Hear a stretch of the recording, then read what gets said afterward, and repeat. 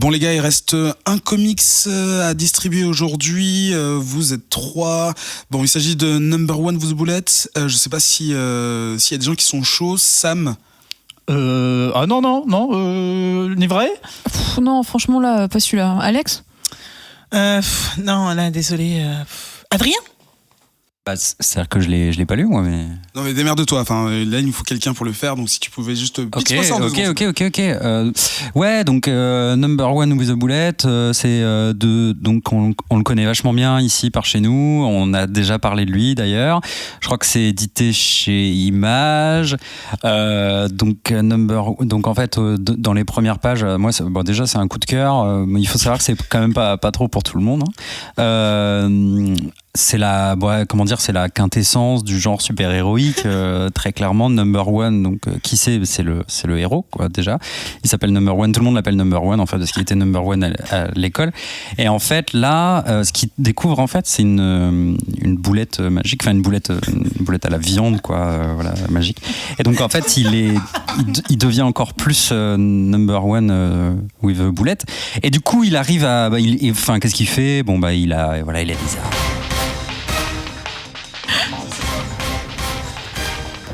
Bouya! Bonjour et bienvenue à ce 90e numéro de Comics Cast. Je suis à la fin de mon conducteur, donc ça ne marche pas. Si, toutes les 2 semaines sur Radio Kawa, on explore les comics et leurs multiples univers. Pardon, je suis pas fatigué du tout. Je suis Eric, votre animateur, et avec moi, mon copilote et réalisateur Adrien Deloin. Oui. Qui s'est rapproché. Comment ça va? Tu vas bien, j'imagine? Effectivement. J'aimerais mieux.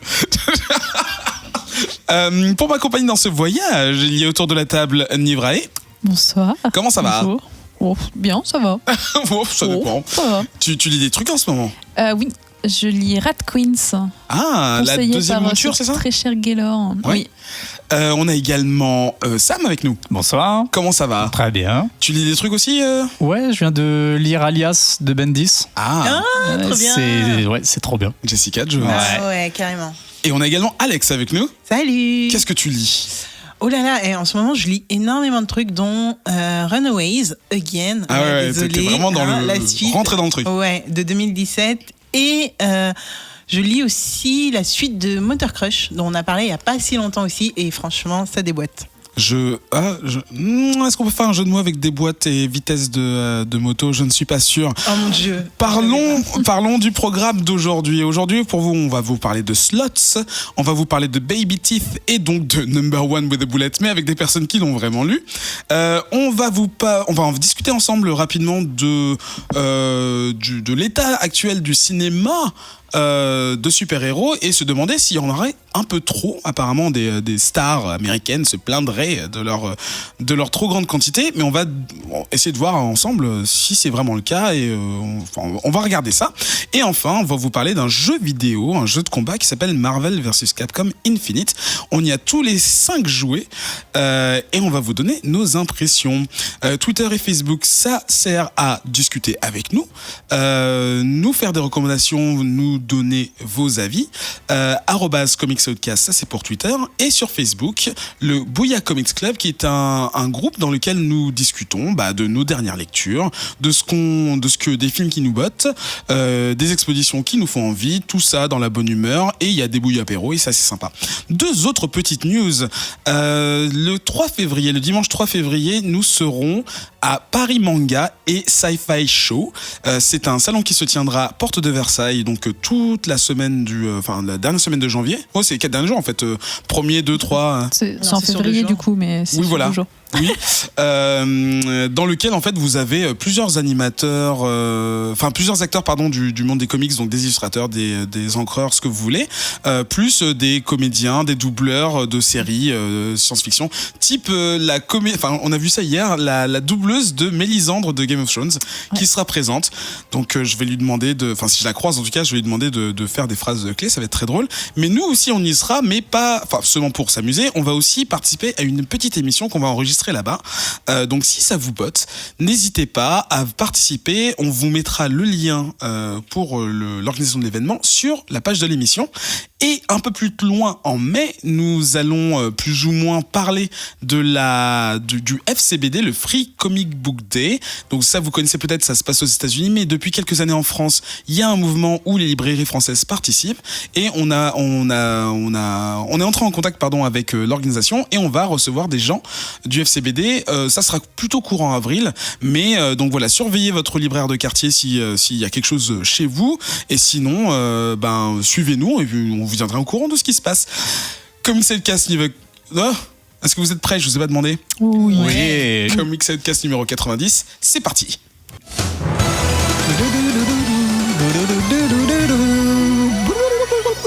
Ah, il y a Sam pour faire les bruitages. Oui, tu remplaces Ben et toutes les personnes qui ont des grandes bouches.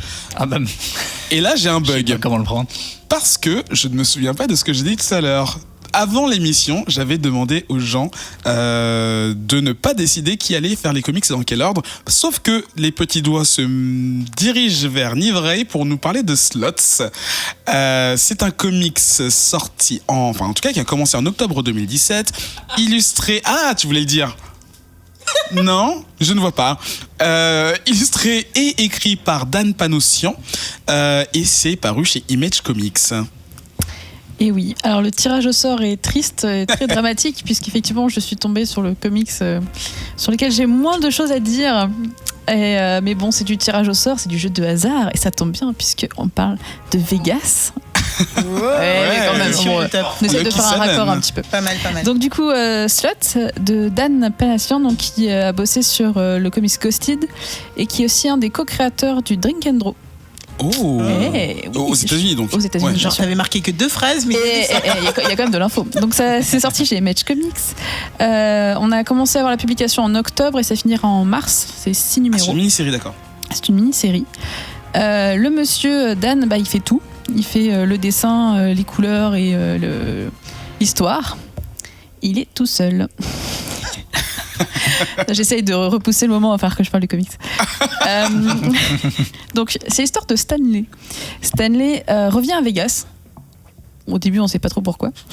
On voit qu'il essaye de recoller avec son passé. Ses enfants, ses ex, ses anciens amis. D'accord. Stanley, c'est celui qui a créé Spider-Man. Oh. Non, lui, alors, c'est lui, je pense qu'il a rien créé du tout à part de la merde. C'est un personnage qui est assez horrible. J'ai noté d'ailleurs son passé d'enfoiré, très clairement. C'est comment dire, c'est un gars qui vient recoller avec son passé. Donc on n'est pas dans un comics de super-héros, on n'est pas dans un comics non plus hyper joyeux. On a des jeunes filles qui se prostituent, on a je pense de tout ce qui est drogue, jeux dans les casinos. Et lui, il est combattant. Ouais. Donc il fait des combats bien sûr très légaux, où il n'y a pas du tout de paris et de jeux d'argent. Et il joue aux machines à sous. Il passe d'ailleurs son temps à nettoyer les machines à sous. J'ai pas encore tout compris sur ce principe. Donc pour tout vous dire, j'ai lu la première issue et dès les premières cases, j'ai fait parce que j'aime pas le dessin. D'accord. Pour moi, c'est toujours une grosse épreuve quand j'aime pas le dessin de continuer à lire. Après, j'ai vu qu'il y avait des sortes de machines à sous de Vegas, qu'il n'y avait pas de super-héros, qu'il n'y avait pas... Et je sais, c'est pas possible. Et je sais, Ike, que tu as peut-être un peu fait comme moi. Mais arrivé à la fin de la première issue, j'ai vu la deuxième et je l'ai un peu survolée. Je l'ai lu, mais bon, c'était compliqué. La troisième, vite fait aussi. Non, je j'ai pas accroché. De quoi tu parles. J'ai pas accroché, j'ai pas réussi à accrocher. Alors, pour en parler des dessins un petit peu, c'est... alors, je sais pas comment s'appelle cette technique, mais c'est beaucoup de petits points de motifs. La trame. Voilà, la trame. Donc ça fait très rétro, ça fait un petit côté vintage, mais ça colle bien à Vegas. Ouais. En fait, ça colle bien à l'univers. Mais c'est un style de dessin que j'aime pas forcément en fait. Ça me va sur un tableau, mais à lire en fait ça me gêne dans ma lecture. Je suis pas à l'aise en fait avec ce genre de dessin. D'accord. Et je pense que ça fait beaucoup au fait que j'ai pas accroché. Et ce qui fait que j'ai pas accroché aussi, c'est que j'aime pas le personnage. J'ai eu du mal dans ma lecture déjà à le reconnaître sur certaines cases. J'ai pas réussi à plonger dedans, mais vraiment pas. D'accord. Vraiment pas. Ouais, d'accord. Non, mais il y a des choses. Des fois, on est hermétique. On reste des humains avec des goûts, et puis des fois, ça fonctionne pas. Même en se forçant, ça passe pas. Alex. Ouais. Alors, on va peut-être revenir un petit peu sur le. Est-ce que tu peux présenter, ouais. C'est un peu compliqué, à moins que Sam veuille le faire. Non, on va laisser Sam finir. Ok, alors en fait, du coup, le comics démarre et on retrouve Stan, qui est donc un vrai connard, ça t'avait bon pour le coup, qui est en train de faire son ultime arnaque et il est dans le désert et il est sur le point de se suicider. À partir de là, il reçoit un SMS d'une personne et décide de se rendre à Vegas pour aider cette personne qui lui demande de l'aide. Donc, Stanley, c'est le narrateur de l'histoire et il se décrit lui-même comme un connard, hein, donc c'est comme ça que c'est un fait établi, voilà. Et il assume aussi le fait que il a repoussé un petit peu son attitude a repoussé un petit peu tout son entourage, donc famille et amis. Et du coup, c'est un peu en quête de rédemption qui va aller aider cette Betsy. Alors cette Betsy, elle tient une sorte de bar, on va dire, de casino, où en tout cas se produit sa fille qui s'appelle Merci. Et sa fille a un show, donc assez dénudé. Donc c'est pas une prostituée par contre, je ne pense pas. Non, c'est une showgirl. Ouais, c'est une showgirl. Et Merci, il y a un personnage qui s'appelle Les et qui veut récupérer Merci pour on sait pas trop quoi, mais en tout cas il veut la récupérer. Donc si vous trouvez que c'est brouillon dans mon explication là, c'est encore rien par rapport au fait qu'il y a plein d'autres personnages qui s'incrustent dans l'histoire. Donc en fait, ce Stanley qui est censé être seul au monde et un peu abandonné de tous à cause de son caractère de connard, il a vraiment beaucoup de connaissances et toutes ces personnes, on les voit défiler dans l'histoire et en fait se déroule sous nos yeux une fable, un drame familial où au final on n'a ni les tenants et aboutissants, mais ça se déroule sous un fond de Las Vegas complètement sale avec des personnages qui ont des gueules cassées. Franchement, il n'y en a aucun qui est joli, ou alors ils l'ont été dans les flashbacks, on peut se rendre compte un petit peu de ce qu'ils ont été et de ce qu'ils ont perdu, mais ils sont tous usés et il n'y en a aucun qui est vraiment réglo, tout ça. Donc c'est une fable... Pour le coup, on ne sait pas du tout où on va, donc ça m'étonne pas que Nivrae était un peu perdu et tout ça. Mais c'est marrant, ça se passe sous un fond de... Ouais, c'est le côté obscur de Las Vegas. C'est pas le côté bling bling qu'on. Oui, justement. Ça, c'est vrai que c'est quelque chose qui est. On n'a pas la couleur. Le côté soirée, vous savez, avec tout est illuminé. On reconnaît. Je crois que c'est dans les deux premières images, on a justement la Tour Eiffel. Je sais pas comment s'appelle ce casino super connu, mais voilà, on vous met directement en situation. Mais juste après, on vous montre une allée complètement délabrée avec des chats qui passent et des poubelles mal fermées. Donc voilà, c'est juste pour vous montrer l'envers du décor, c'est un peu ça, je pense qu'on voit dans ce comics-là. Sam, oui. C'est toi qui as choisi le comics du coup ? Oui. Et alors, est-ce qu'elles ont vu toutes les deux juste ? Parce que... Bah oui. Ouais, c'est. Par contre, pour le dessin, moi j'aime bien. Ouais, moi aussi. En fait, ce que je trouve pas joli, c'est la gueule des personnages. Ouais. Mais pas parce qu'ils sont mal dessinés, pas parce qu'ils sont mal dessinés, mais parce que c'est des personnes moches. Stan, c'est vraiment un vieux beau. On sent qu'il a été beau plus jeune, mais il a mal vieilli. Il a vécu sa vie un peu comme un vagabond qui triche, qui vole, qui ment, qui consomme en permanence, qui consomme. Et les covers sont très belles. Mm-hmm. C'est ce qui m'a attiré au début vers le comics. On va te mettre avec. On va faire une petite émission avec Grégo. Et qu'est-ce qu'elle n'aurait pas dit dans l'intrigue qui est... Que c'est vraiment il revient dans son ancienne ville, ou une ville qu'il adorait en fait, une ville où il avait une vie de patachon, où il aurait tout pu réussir. Il a tous ses repères, hein, vraiment. Ouais. Il a son endroit où il va manger de ses burritos ou je ne sais trop quoi. Il a son manager qui lui... Parce qu'on l'a pas dit, mais oui, en effet, il fait des combats illégaux. Il se bat dans je sais pas exactement, dans une sorte de cage. Et il a un MMA, manager. C'est ça. Il a un manager du coup qui lui trouve ça, qui lui trouve ses coups.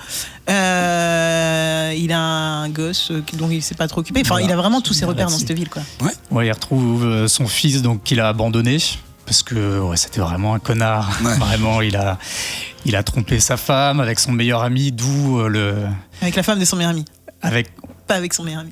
Oui, ça aurait été super cool, mais c'est pas le cas. C'était pas le bon moment. Et donc son meilleur ami, c'est le fameux Les qui essaye de récupérer Merci, donc la fille de sa pote. De Betsy. De Betsy. Et Betsy qui est celle qui l'a appelée pour revenir à Las Vegas. D'accord. Et son fils fait des combats aussi, comme lui. Mais il est plus expéditif. Ouais. plus jeune, plus violent. On le sent perdu, mais on sent tous les personnages sont perdus. Ils sont tous perdus. Ouais, ils sont tous paumés, ils sont tous un peu cons. Et c'est vraiment un mélange d'alcool, de sexe, de violence, de tromperie, le côté très sombre de Las Vegas, le côté un peu boueux. Du coup, moi j'ai une question parce que c'est vrai que j'ai pas lu en profondeur et en détail. Est-ce que c'est supposé se passer maintenant ? J'ai pas l'impression en fait. Plutôt si. Moi j'ai l'impression. Ah bah je suis con, il y a un téléphone portable. Oui, ça peut être 2002, pardon, un truc comme ça. Enfin, je sais pas, il y a 10 ans, 15 ans. Si, je pense que c'est à notre époque, mais c'est genre si t'es allé au fin fond de la cambrousse de je sais pas où, tu vois. Donc c'est les bouseux de Vegas, quoi. Ouais, c'est vrai, des vrais bouseux de Vegas. D'accord. Voilà. S'il y avait des rednecks là-bas. Ils sont tous mauvais, ils sont tous sales, ils sont tous des gens qui ont des problèmes de vice, quoi. En même temps, ça a été à Vegas, donc c'est vraiment ça. Et ce qui est marrant, c'est que du coup, Dan Panosian, qui a fait, du coup, c'est vrai qu'il a fait pas mal de Marvel. Il avait l'habitude de dessiner des personnes belles. Enfin, c'est ce qu'il dit dans une des interviews. Et il a l'habitude de dessiner des personnes belles et parfaites. Et en fait, ce qu'il a attiré dans ce comic, c'est de pouvoir dessiner des personnes moches et imparfaites. Ouais. Et du coup, ça explique beaucoup qu'il se soit lâché, je pense, sur le dessin qui est complètement usé, vieillot, avec des couleurs. Mais là, du coup, il y a au moins 2 personnages qui se battent illégalement dans des cages et machin. C'est peut-être normal qu'ils aient des gueules cassées. Oui, et puis la vie quoi qu'ils mènent, on sent, c'est le mec qui boit, qui s'est laissé vivre, qui joue tout à la chance, qui a toutes ses arnaques prévues. C'est chaud. Enfin, il y en a aucun qui a l'air d'avoir une vie normale. Non. Vraiment. Ouais. Ils vivent tous de petites arnaques, de petits. Ouais, en gros. Ils brûlent la chandelle par les deux bouts et ils essaient de se démerder pour essayer de pas mourir, quoi. Ouais. C'est ça. Et j'aime bien l'univers. Aussi illégal que ça peut être. Je trouve l'univers assez sympa. Je trouve que malheureusement, on sait pas où on va. Jamais, ça se construit pas bien. C'est pas fluide. Je sais pas si ça se construit pas bien. Je sais pas si c'est pas genre juste. Un show, vraiment, tu suis le truc là où ça t'amène et tu sais pas. Il y a plein de pistes, tu vois, qui sont données. Genre des tranches de vie. Ouais, c'est des tranches de vie et puis genre t'as des trucs que tu sais pas quoi en faire sur le moment. Genre il y a un ami de Stan. Alors j'ai noté plein de noms, hein, mais je sais pas c'est lequel. J'ai Sticky, Mercury, José ou Greg. L'un d'entre eux. Ça fait un peu surnom de bar, quoi. Ah ouais, c'est genre, le petit Mercury là, il vient où Donc mettez un accent américain sur ce que je viens de dire et. Quoi. Et l'un d'entre eux qui joue de manière très très saine, enfin très très saine, je sais pas si on peut dire ça sur le jeu, mais qui joue dans un des casinos de façon assez responsable et qui d'un coup perd tout. Enfin, ils ont vraiment des et ça tu sais pas quoi en faire parce qu'en fait limite tu t'en fous, ça vient d'un seul coup il t'annonce qu'il a tout perdu, t'es là.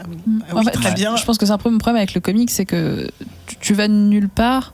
Il y a plein d'espèces de mini-histoires dans l'histoire, mais t'as l'impression qu'en fait, au final, il n'y a pas d'histoire. Il n'y a pas une grande trame qui rassemble. En 3 issues, tu te dis, mais ça se finit dans 3 en fait. On est censé être à la moitié, et il s'est finalement pas passé grand-chose. Ouais, tu sais pas pourquoi elle veut Mercury. Betsy, merci. On dirait le nom d'une sitcom américaine. Betsy. Oui, il vient quand même à Las Vegas pour essayer de sauver le casino de son amie Betsy, qui est menacée par Les, donc son ancien meilleur ami qui lui en veut. Parce qu'il s'est tapé sa femme. Ouais, il s'est tapé sa femme. Et sa femme est morte au moment où il se l'est tapé. Bref. Super. C'est chaud. Ça fait un peu confessions intimes aux États-Unis, quoi. Et il est censé avoir un plan qui semble être basé sur un combat qu'il mène. Ouais, mais on sait pas. Ouais, on voit pas le rapport en plus. On voit pas le rapport. Bon, ça a l'air fouillis tout ça. Non, le gars, c'est clair d'affaire son comics, en tout cas.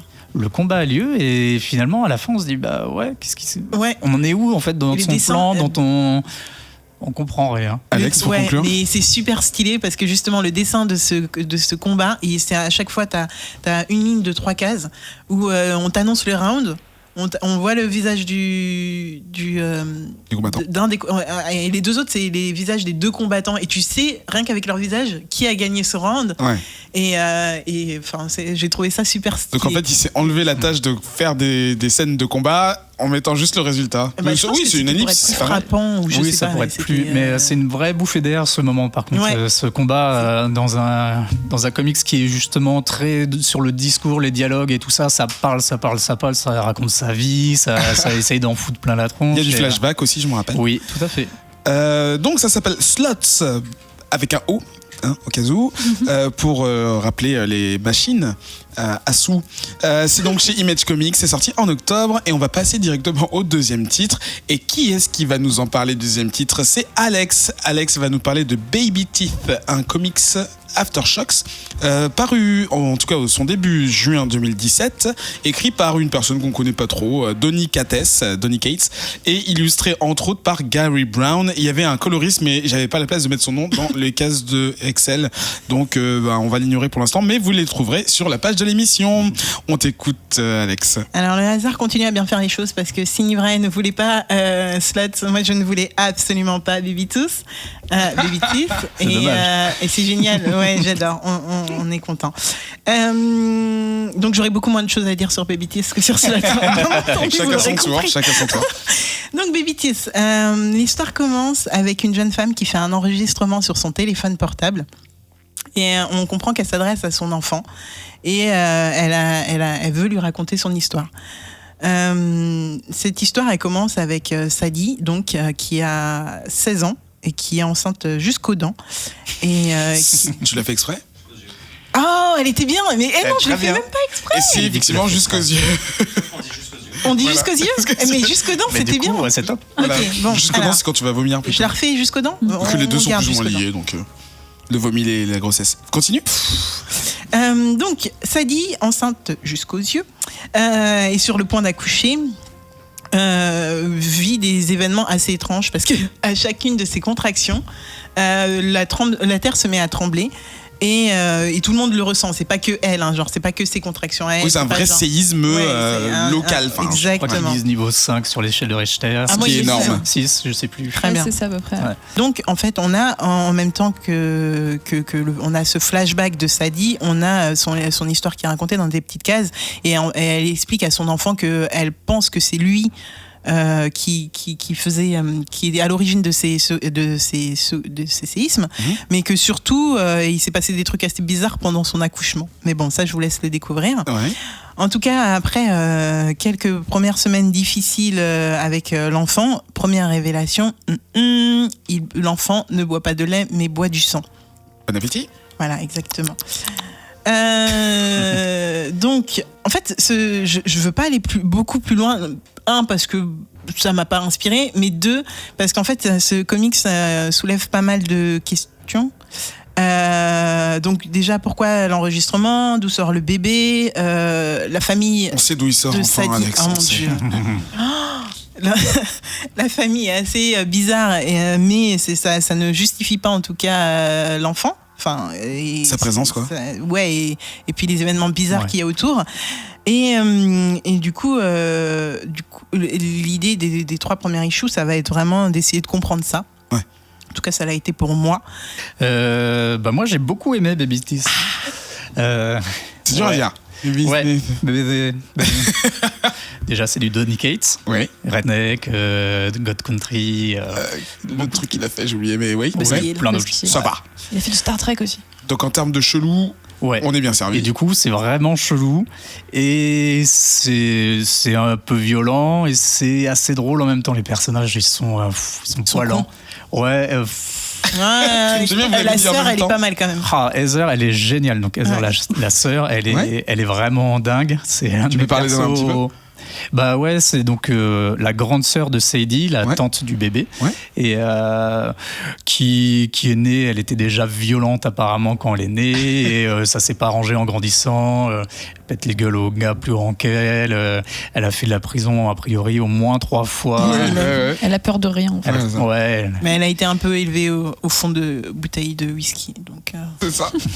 c'est pas- Mais elle est ultra attachante, elle s'occupe énormément de sa petite sœur qui est complètement paumée parce qu'elle a 16 ans, elle a un gosse, elle n'a pas annoncé à son copain qui l'a découvert plus ou moins.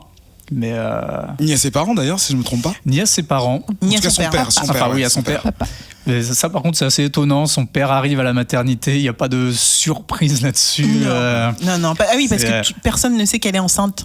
part Personne sa ne sœur. s'en est À part sa rendu sœur. compte parce qu'elle fait un peu tapisserie. Ouais, et puis elle se cache, elle s'habille un peu large et tout ça. Elle met son sac à dos devant elle Ouais. pour cacher son ventre. Ouais, comme les touristes dans le métro parisien, normal. Je comprends.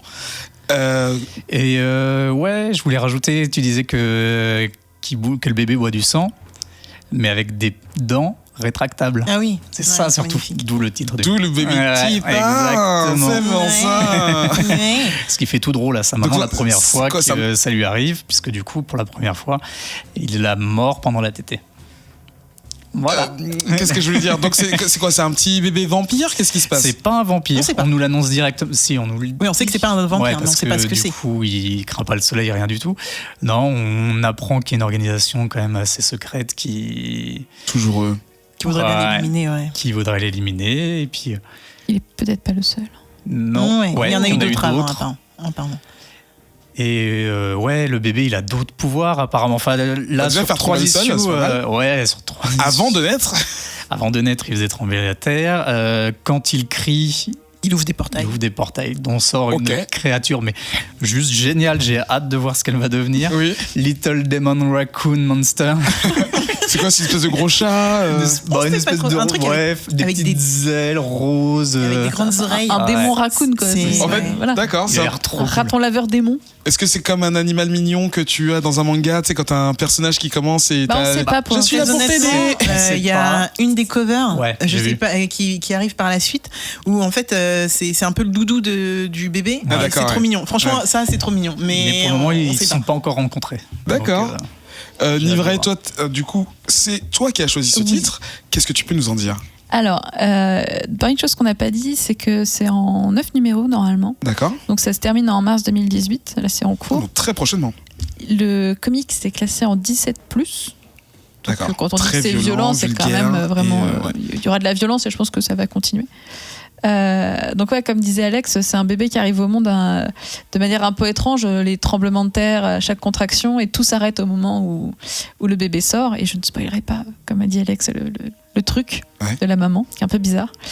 Et c'est un bébé qui est particulier. Alors au-delà de ses dents et de tout ça, c'est qu'en plus il s'appelle Clark, Ouais. en Ah, référence à Superman. Et que Ah. sa maman, dans sa chambre, elle a des posters de Batman, elle a des posters de Superman et d'Alien. alors Ah, est-ce c'est que ce classe, serait ça. pas l'auteur qui dirait d'ici, engagez-moi? Ouais, je sais pas, il y a des petits signes à l'intérieur. Mais non, tu vois, c'est déjà genre un bébé déjà un peu super-héros quand il est né, D'accord. s'appelle Clark. Je trouve ça trop cool. Et donc ouais, ce bébé est quand même assez étrange. La première fois qu'il hurle, il ouvre un portail. Ils arrivent pas à le nourrir avec du lait, donc tu vois les problèmes de la maman qui pleure, qui arrive pas, le père, son papa qui essaye de l'aider et tout. Ouais. Et finalement, la première fois qu'elle lui donne la tétée et qu'elle se fait mordre, en fait, ça l'effraie même pas. Elle trouve ça limite, bah c'est pas plus mal, au moins le bébé se nourrit. Hein. Mais est-ce qu'elle trouve ça aussi tendre que lui trouve ça tendre? Peut-être. Ok. Peut-être parce que c'est un contact C'est mère-enfant. ça. On tu peut vois. pas, on peut pas. C'est doux. Ouais. Et non, c'est je trouve le comics vachement intriguant là-dessus parce que on sent qu'il se prépare quelque chose. Mhm. Parce qu'on apprend qu'il y a cette organisation derrière qui recherche l'enfant. On apprend qu'il n'est pas le seul enfant, Ouais, ouais. qu'il y en a eu d'autres avant. Ils envoient des tueurs pour essayer, vraiment des mercenaires pour essayer de tuer l'enfant. Il y a des scènes hyper violentes du coup avec la sœur qui est juste un personnage magique. Ouais. Qui est d'une violence mais incroyable. Elle a peur de rien. Elle va défendre sa petite sœur, quoi. Et c'est un peu un monstre parce que vu qu'elle a l'impression qu'elle ressent rien, elle va aller buter des gens. Elle s'en fout complet, quoi. Puis on lui annonce les pires bizarreries. Elle s'en fout, tu Ouais. vois. On lui dit Ok. mon enfant boit du sang. Et c'est pas grave. Je continue. Je vous aime quand même. Vous êtes ma famille. Je vous protège, tu vois. Tu veux mon sang? Et ouais, donc c'est vraiment c'est sanglant, c'est hyper intriguant et c'est cool. Donc moi j'ai bien aimé. J'ai pas niveau dessin, j'ai pas adoré les dessins ou quoi que ce soit. J'ai pas suradoré le scénario, mais je trouve que dans l'ensemble il est bien, il est intéressant, Mhm. il est intriguant parce que il y a ce truc de bébé, il se passe quelque chose dès les premières pages, tu vois. T'as cette maman qui filme une vidéo pour son enfant, donc tu sais qu'il va se passer quelque chose. Si elle lui fait cette vidéo, c'est qu'elle a été séparée de lui, c'est qu'il s'est passé quelque chose. Et voilà, je vais continuer à le lire, c'est sûr. Et Alex, Alex, tu veux ouais. continuer à lire? Alors, attends. Déjà, ce livre est vendu comme un livre, un comics d'horreur. Ouais. Alors, moi, je suis une vraie chochotte, mais alors vraiment une vraie de vraie. Donc, quand j'ai vu les covers, je faisais pas ma fière. Elles sont un peu Mais, inquiétantes, j'avoue. Ouais. Ah, elles sont bien flippantes, ouais. Mais alors, du coup, il y a quand même un contraste entre ce que tu as dans le comics et les covers. Moi, j'ai pas trop vu l'horreur. Oui, il y a du sang, ouais, c'est un peu violent. Il y a de la violence. On est d'accord. Mais alors, l'horreur, pour le moment, Je pense qu'on va y arriver après. je l'ai pas. Alors, justement, là, voilà. Alors. Le problème que m'a posé ce comics, c'est que on se pose plein de questions. Et Ouais. comme là, on est déjà à 6 ou 7 issues. Aujourd'hui, ouais, tu veux dire. Ouais. Parce que nous, on en a eu que 3 là. Oui, ceux qui n'ont pas triché, mais moi, je ne joue pas triché. comme ça. Ah, t'as triché, Moi, je t'es ne allé joue pas jusqu'où comme ça. Triché. Et moi, je suis allée jusqu'à ce qu'on avait, donc je crois le 6 ou le 7. Ah ouais. Et du coup, en fait, le problème, c'est qu'il n'y a rien qui me donne à manger pendant le truc. Donc, en fait, limite, je m'en fous de comment on va arriver à la fin. Je veux juste savoir la fin. Ah ouais, Ce qui veut d'accord. dire que je veux savoir d'où sort ce bébé. Ouais. Ça, je veux savoir. L'organisation qui cherche à le tuer, j'en ai rien à faire. Père.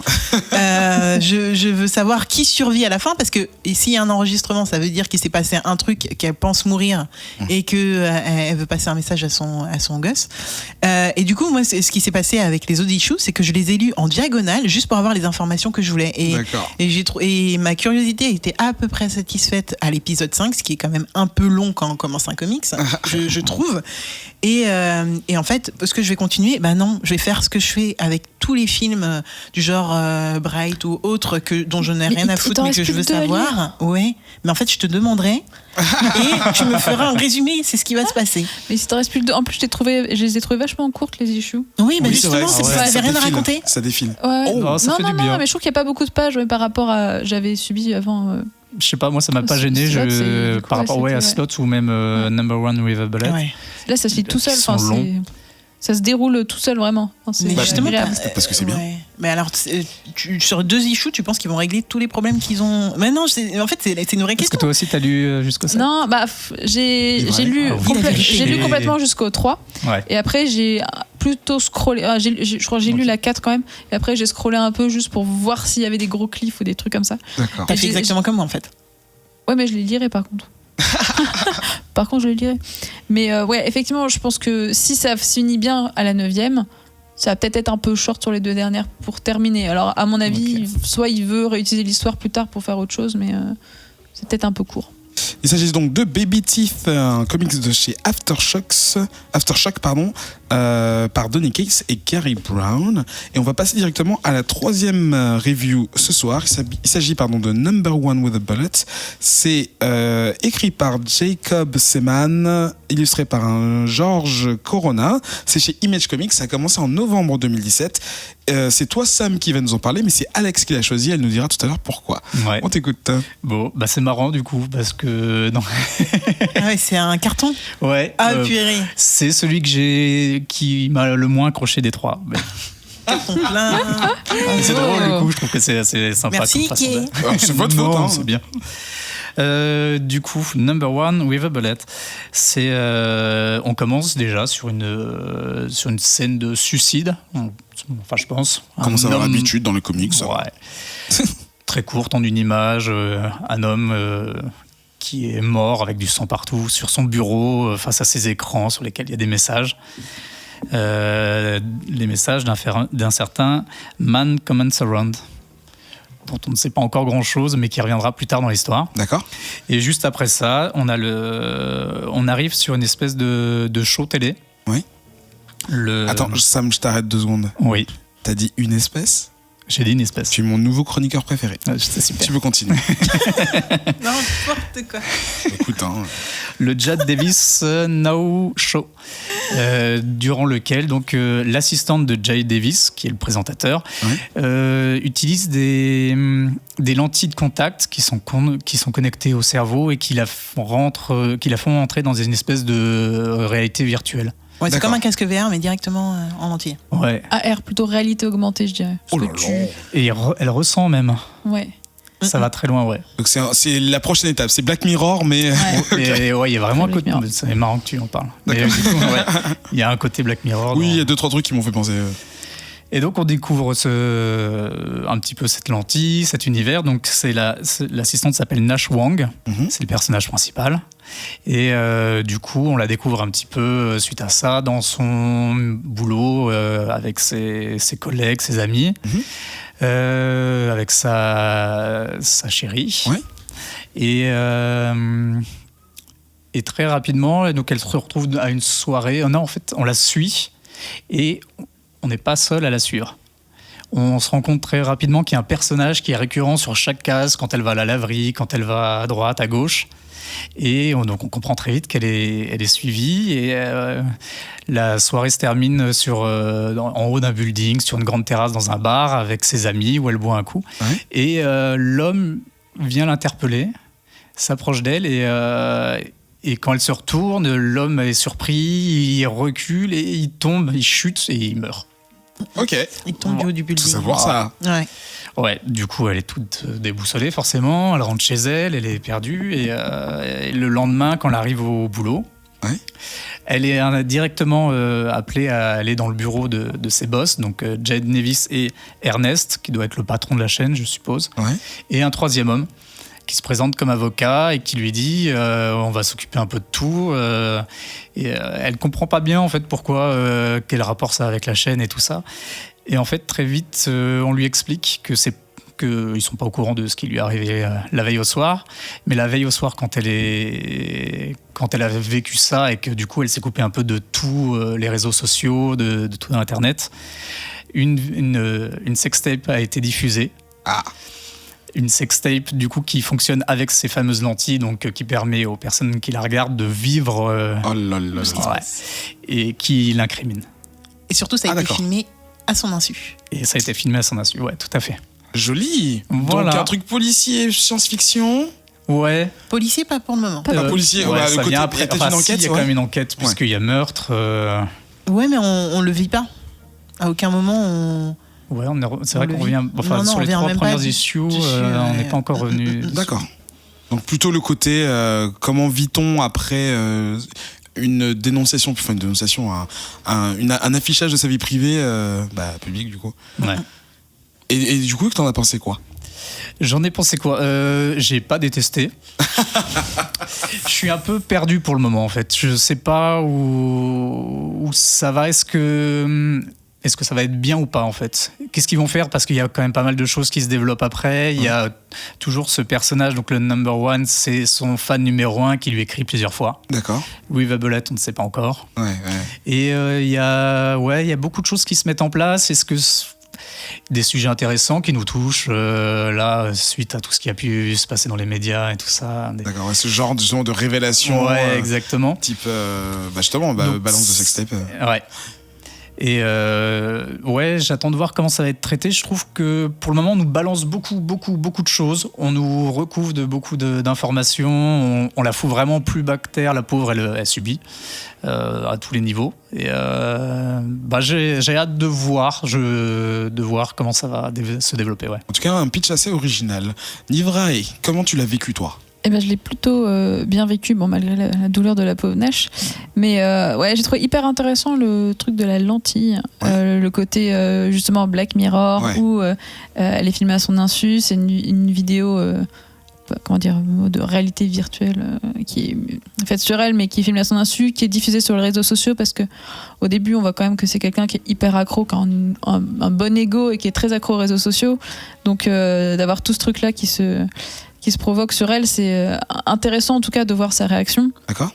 D'ailleurs, dans une des issues, elle fait une sorte de vidéo d'explication pour dire ce qui s'est passé. Et on apprend aussi qui est l'homme qui filmait, l'homme qui portait les lentilles de contact. On ne va pas le dire. Non, on va pas le dire. Découvrez-le en lisant. Découvrez-le en lisant. On découvre aussi qu'au moment où elle tourne cette vidéo d'excuses, par exemple, il y a quelqu'un dans son placard. Et tu sais, ça fait penser à toutes ces vidéos et toutes ces photos sur Twitter où les gens te disent mais sur ta photo derrière il y a une ombre, et c'est un peu ça. Sauf que là c'est vrai. Sauf que là ça vous a fait une sorte de jump scare, parce que je l'ai pas vu moi. Et mon cœur il a pas kiffé. Je suis au moment où en fait tu vois le truc où le mec lui dit, tu fais putain, mais toi tu l'as pas vu en fait. Toi tu reviens sur le tu as vu la scène aussi, t'étais témoin de la scène. Détails astucieusement glissés. Ouais. Et ouais, non, je trouve ça intéressant parce que t'as pas mal de petites choses, justement. Tu parlais tout à l'heure du personnage qui la suit. Effectivement, il est dans les cases. En fait, t'as pas mal de détails, je pense, dans les cases, de choses qu'on voit pas et qu'on le voit au fur et à mesure. Parce qu'on découvre les choses dans le déroulé. Il y a plein de trucs quand même super bizarres. Moi, j'ai dû le relire 2 fois. Des choses super bizarres. Plein de choses. Ouais, juste pour finir, t'as la 3e issue. Je pense qu'il faut que je la relise parce que j'ai juste pas compris. Où ils sont dans un musée chelou sur la mort. Ouais. Où j'ai juste pas compris le but du truc, l'histoire du truc. Je suis un peu paumée, donc je vais attendre qu'il y ait d'autres trucs qui sortent et je les relirai, je pense, d'un coup quand tout sera sorti parce que ça m'a un peu perturbée, j'ai pas trop compris. Mais sinon, juste le côté dessin, j'ai adoré. J'adore les couleurs, j'aime beaucoup comment c'est fait. Enfin, et surtout, j'avais la différence avec Slot. Voilà, je continue, mais ouais, les covers sont super belles, c'est hyper punchy, c'est plein de couleurs, c'est vraiment des trucs que je pourrais accrocher chez moi. Et dans le comic, c'est aussi vraiment pas mal. Les persos sont bien faits, tu les reconnais bien. Ils ont des vrais vêtements, ils ont des vraies formes, c'est cool. Un bon design. Un trait plus cartoon du coup. Ouais. Sam. Et je reviens juste sur le moment où il découvre le mec dans le placard. Au moment quand les mecs sur les réseaux sociaux l'annoncent, j'ai même pas compris tout de suite. Et je me suis dit mais il parle de la sextape. Comme on n'avait pas vu, quand on voit pas les vidéos de la sextape, je me suis dit ah bah merde. Et puis après on voit la vidéo, enfin les images de la vidéo, et on se dit oh putain, mais en fait il est encore là quoi. Il est certainement encore là. Et puis on la voit flipper, on flippe avec elle. Ça monte bien. C'est trop ça. Et du coup, Alex, c'était ton choix.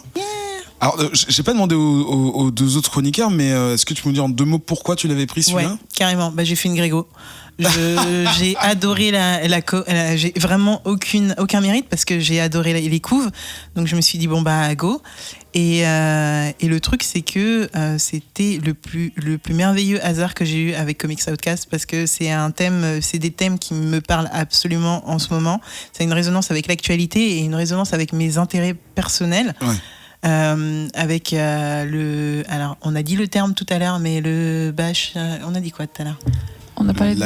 En fait, je pense que tu pensais soit au cyberbashing ou au revenge porn en fait. Parce que... les deux. Ça marche pour les deux. C'est pas un revenge porn. Non, c'est pas un revenge porn pour le coup, cyberbullying. mais c'est des thèmes qui sont abordés très souvent dans le sens où je m'explique. Dans le sens où on a très souvent en ce moment des choses qui leak, des célébrités qui ont des sextapes qui leak, plus ou moins intentionnellement ou pas. Et tout le monde, le grand public a toujours son avis sur la question. Oui, ça a été fait intentionnellement. Ouais, c'est pour le buzz. Ouais, non.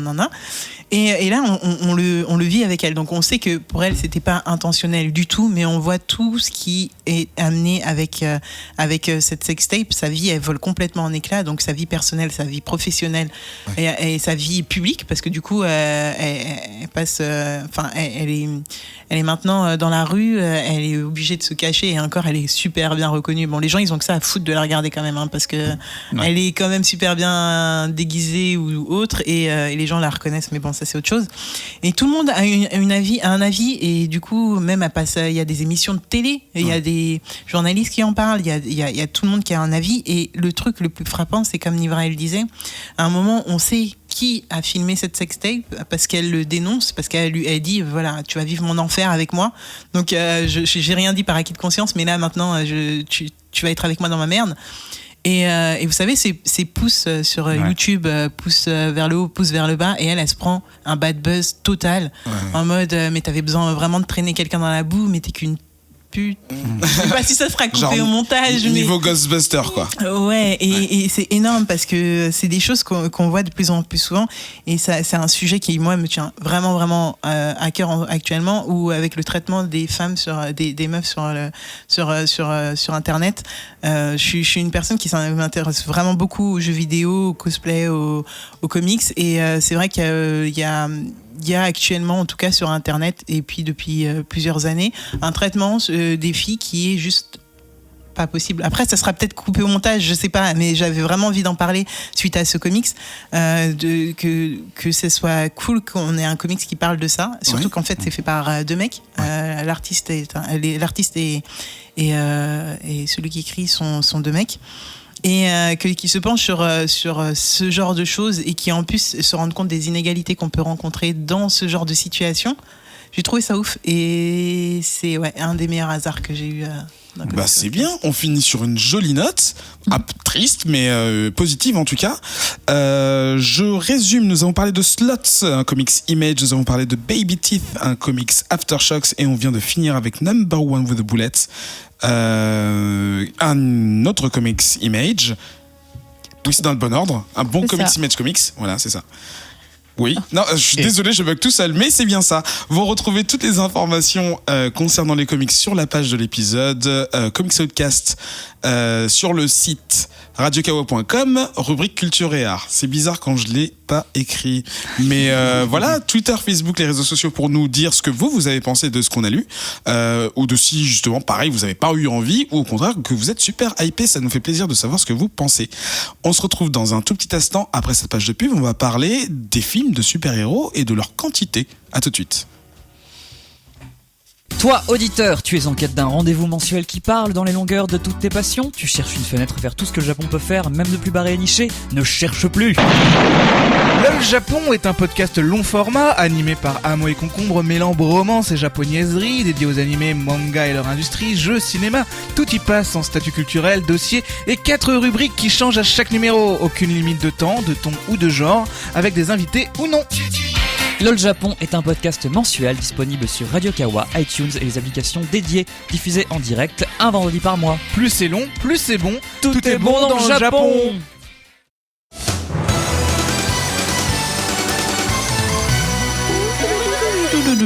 Nous avons donc des chroniqueuses qui font les pubs par cœur en lip sync hors antenne. Je dis ça, je dis rien, ni vrai. Donc, de retour dans ce 90e épisode de Comics Outcast, on va discuter ensemble des films de super-héros. Je ne sais pas si vous avez suivi, mais dans les précédentes semaines, nous avons Jodie Foster dans un magazine anglais qui a dit que, en fait, elle comparait les films de super-héros à l'extraction de gaz de schiste, ce qui est quand même assez violent. En gros, on mine à fond pour faire du profit et on détruit la planète. Elle dit aussi qu'elle serait prête à réaliser des films de super-héros, mais seulement si les personnages étaient complexes, ce qui laisse sous-entendre que c'est pas le cas dans les films que nous avons aujourd'hui. Et de l'autre côté, on a James Gunn, donc le réalisateur des deux Gardiens de la Galaxie, des deux Gardiens de la Galaxie, qui a réagi, se sentant visé, j'imagine, en disant que Jodie Foster avait une vision un peu vieux jeu de l'industrie, mais qu'il la rejoignait quand même quand elle dit que certains films à franchise n'ont pas vraiment d'âme, mais il finit quand même par dire que il est possible de faire des films à spectacle et à gros budget qui soient à la fois innovants, humains et bien pensés. Alors nous aujourd'hui, on allait visiter un peu ces deux avis et ce qu'il y a entre les deux, à savoir est-ce qu'il y a vraiment trop de films de super-héros, est-ce que ces films noient Hollywood, est-ce que c'est au final une mode qui va passer comme beaucoup d'autres courants au cinéma, ou est-ce que quelque chose qui va rester au final, et est-ce que les franchises, donc qui quand même illustrent quand même pas mal les films de super-héros, sont un modèle à suivre pour les années à venir dans les autres types de films, on va dire. Première question rapide, on va voir ce que vous pensez autour de la table. Est-ce qu'on doit faire un distinguo entre adaptation de comics, donc qui peut traiter de plein de sujets différents, ou film de super-héros? Est-ce que le grand public ne mélange pas ça, ou est-ce qu'il faut vraiment les séparer avant de parler de quoi que ce soit? Est-ce qu'il faut dire qu'une adaptation une adaptation de comics, c'est juste, je sais pas, Peanuts par exemple, c'est une adaptation. Et derrière, on a Thor, qui est un pur film de super-héros où on a une espèce d'arc d'un personnage qui n'a pas grand-chose et qui a quelque chose à la fin, qui bat un monstre en CGI à la fin. Mais alors, qu'est-ce que tu mets dans les super-héros? C'est ça. Oui.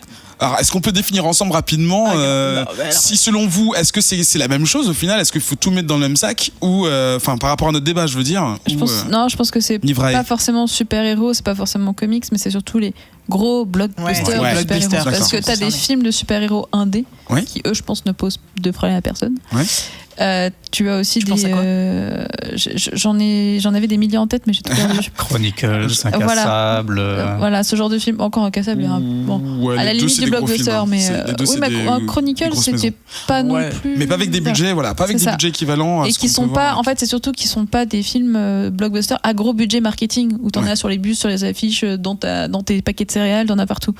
Et je pense que c'est, bon, on en discutera après, mais la saturation vient peut-être plus du marketing que des films en eux-mêmes. Et D'accord. de certains formats. Mais donc du peut-être coup, aussi. ouais, pour moi, c'est du blockbuster super-héros ou pas super-héros, mais c'est les gros blockbusters. Vous êtes tous d'accord pour dire ça? En gros, Que le problème de Jodie Foster, c'est les blockbusters. Ouais, c'est ça. Ouais, et Oui. le ras-le-bol de certains. Ouais. Ouais.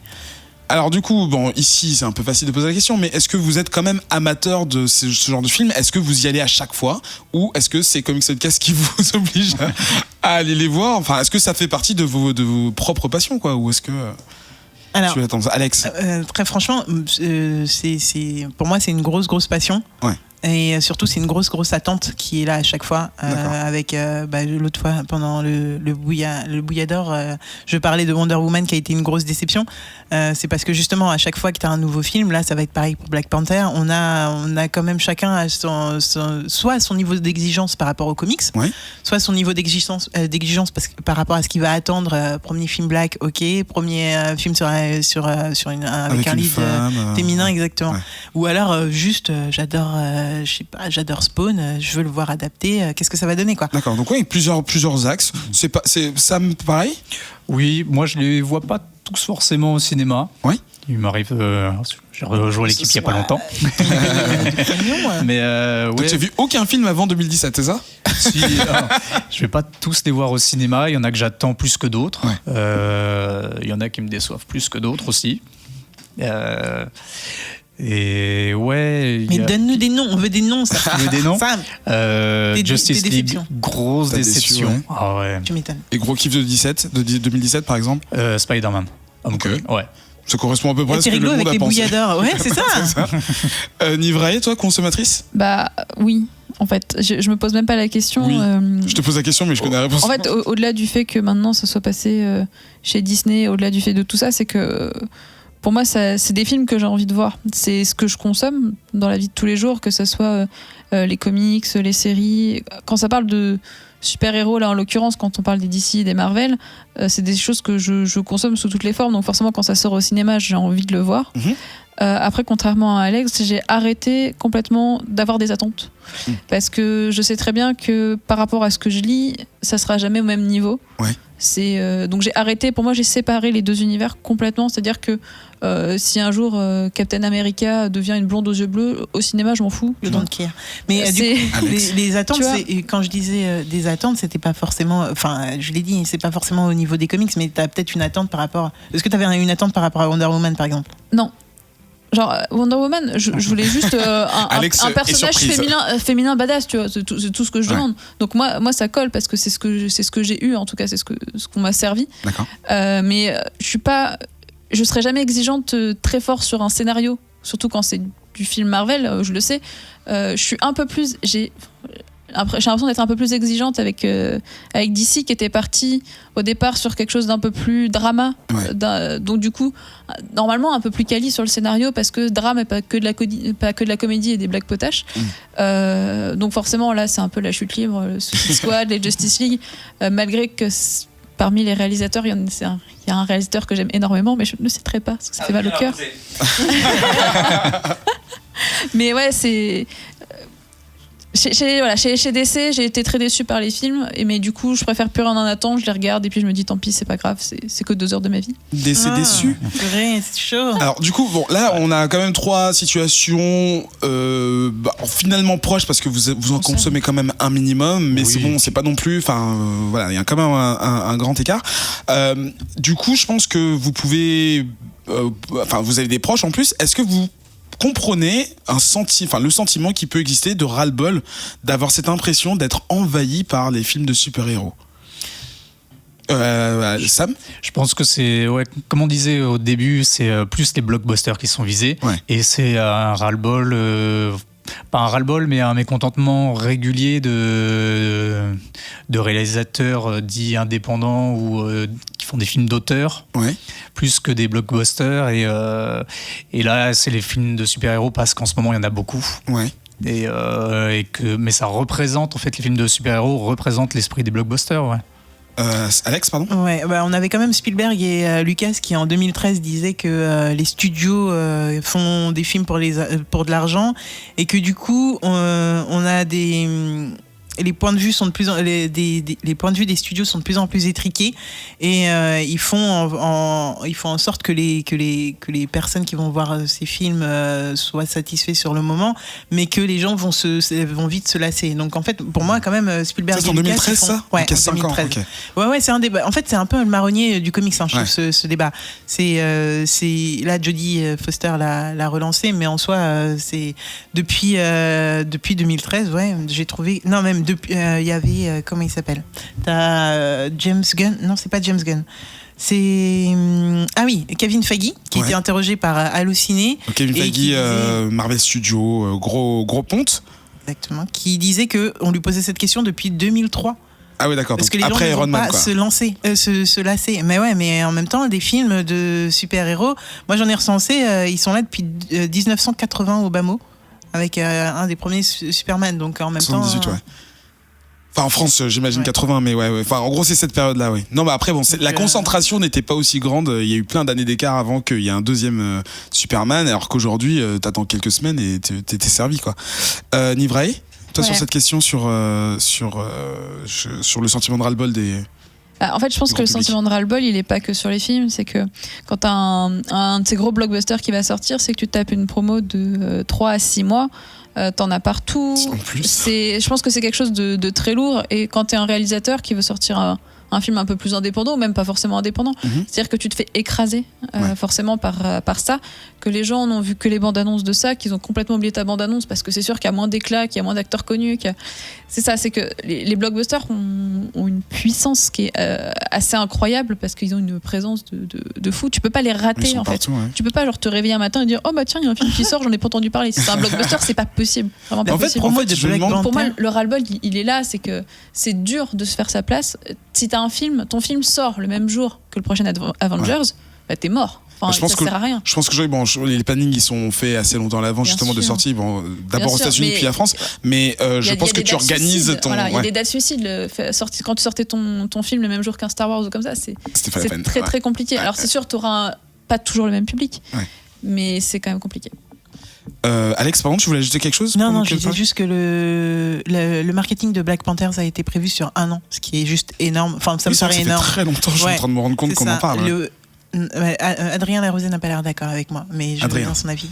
Je sais pas, est-ce qu'on peut parler de la longueur marketing derrière Civil War? Je pense que c'était pire, quoi. C'était un an. Et Avengers 3, ça fait combien de temps qu'on en parle? Ça, c'est le pire. C'est ça. Avengers 3, oui, mais c'est normal, parce que c'est teasé depuis 4 ans, depuis le début, quasiment. Ouais, depuis le début, donc c'est le but ultime. C'est le but ultime, donc ça je comprends. Black Panther. Oui, mais quand même, on comprend, mais ça, quand t'es pas fan de ces films-là, t'en entends toujours parler, tu vas voir ton film sur des femmes iraniennes dans un bus, tu vois un truc de là-dessus, tu fais bon bah voilà quoi. Donc là justement on parlait de plusieurs années de présence au cinéma. Est-ce que le fait d'avoir beaucoup de films, ça exclut d'avoir un peu de quali dedans? Est-ce que la masse, est-ce que le volume, le fait d'en avoir toutes les 3 semaines, ça retire de l'intérêt de ces films-là? Est-ce qu'ils ont une vraie raison d'être là, quoi? Je pense que. Est-ce que ça apporte quelque chose? Il y a de tout, parce que tu vois, cette année, par exemple, en 2017, on a eu Logan, qui pour moi sort du lot parce qu'il ressemble pas à tous ces films dernièrement, en tout cas, il ressemble pas à un gros blockbuster de super-héros, alors que c'est quand même, dans le fond, un blockbuster de super-héros. Mais du coup, ça fait plaisir parce que t'as l'impression d'avoir un peu plus de quali là-dedans. Quand tu vois ce qui se fait aussi côté série, on voit qu'ils arrivent à faire de la quali avec les super-héros. C'est juste que c'est peut-être ça fait Légion par exemple. Ah, d'accord. Voilà. Oui, j'étais pas là. Tu vois, tu fais plus facilement si tu veux faire du bankable et un truc qui va vite, tu fais un peu moins quali. Marvel fait un peu moins quali, mais ils ont toujours été comme ça depuis le début, donc on le sait. Mais il y a quand même. Tu veux dire qu'ils assument ce côté-là Oui. et qu'ils vont plutôt à la production en masse et pas forcément. En fait, ils veulent se faire plaisir. C'est censé être du petit bonheur jouissif pour les fans, quoi. Ouais. Ils vont pas là. Enfin, c'est comme. Je peux faire une analogie très dégueulasse. Vas-y. Comme tu vois, enfin, t'as du porno de qualité, t'as du porno pas de qualité. Le résultat, il est souvent le même à la fin. Oh oui, c'est vrai. Non, mais t'as raison. Voilà. Ça fait une place et ça fait de l'argent pour C'est ça. le studio. Sam. Ouais. Dans le cas de Marvel, on a quand même tout un univers qui est créé. On n'avait jamais eu ça avant. On crée des films pour faire un tout. C'est quelque chose que gamin on avait dû espérer, qu'on aurait aimé voir, quoi. Et ils l'ont mis en place. Alors après, il y a des contraintes, c'est sur de la durée. Donc comment tu fais pour évoluer cet univers que tu commences à créer au début en faisant en sorte que ce soit toujours cohérent, toujours faisable, que ça se tienne bien. Il y a un cahier des charges, c'est clair. On sent. Et puis t'as plein de réalisateurs différents avec pas toujours du coup les mêmes attentes, les mêmes volontés. Mais c'est souvent des yes man. Oui, il n'y a pas le choix en fait. Ouais. En même temps, c'est si tu veux faire partie d'un groupe qui veut avancer ensemble, il faut qu'à un moment, il faut suivre une ligne, quoi. Alex ? Alors pour le coup, moi je pense que avoir autant de films de super-héros, c'est ça qui donne des petites pépites entre guillemets. Moi j'ai pas aimé Logan, mais bon ça c'est un autre débat. Mais qui donne des petites pépites comme Logan et Deadpool, parce que justement on essaye de sortir de ce qu'on a déjà. Ouais. Et du coup il faut essayer de faire différent. Et ce qui est à la fin de la phase 1 ou de la phase 2, ce qui a été fait, c'est du coup un Gardien de la Galaxie qui a bien fonctionné. Bon au final c'est devenu un petit peu le maître étalon pour la suite par la suite, mais c'est pas grave. C'est ce qui fait qu'à un moment donné, tous les 2 ans, t'auras un petit truc qui va être cool. Et comme il y a plein de héros encore à utiliser, tout ça, moi je pense qu'on n'est pas à l'abri d'avoir d'autres pépites comme ça qui sortent, parce qu'il faut sortir du lot, faut se démarquer, et que sinon, si tu fais que la formule Marvel d'ici, au bout d'un moment, tu crèves, quoi. Alors, petit point chiffre, l'année dernière, donc en 2017, il y a eu 7 gros films, si on inclut Lego Batman. Et ces 7 gros films à eux seuls, donc, ont fait 4 milliards de dollars de recettes. Donc, quand Jodie Foster vient se mettre derrière, est-ce qu'on peut pas dire que c'est un peu légitime de générer autant de fric, mais en même temps, si les gens vont voir, c'est qu'il y a de la demande. Il y a un public. Ouais, il y a un public, c'est clair. Mais voilà, c'est quand même assez faramineux. Et j'ai même pas parlé du budget parce que j'ai pas résumé les chiffres. C'est peut-être pas exactement le même public que pour les films de Jodie Foster. Je sais pas. On pourrait aller voir Jodie Foster. Non, mais moi aussi, qui a réalisé un épisode de Black Mirror. Exactement, c'est ce que j'allais dire, parce que cette interview était, ce propos a été sorti d'une interview sur le Black Mirror. Je sais pas si vous l'avez vu. Metalhead. J'ai vu. Non, c'est Archangel. Ouais. Je l'ai pas vu. J'ai vu que le premier de la dernière. J'ai juste dit le titre, rien d'autre. On ne dit pas plus. Ouais. On parle pas de comics de toute façon. Il faut le voir, je pense. Non, il faut pas le voir. Sauf si vous voulez avoir des enfants, ça. Ou pas. Qu'est-ce que l'épitome de tout ça, c'est le MCU. Le MCU qui a, à partir de 2003, donc 2002, enfin 2003 en France, on va dire, je sais plus exactement, la sortie d'Iron Man qui a véritablement lancé la construction de cet univers partagé dans lequel les héros auraient leurs propres aventures dans 98% du film, et de dernière minute de tenter de créer un monde qui a culminé en 2003, pardon, excusez-moi, en 2008 Iron Man, excusez-moi. Puis en 2012 a culminé avec Avengers.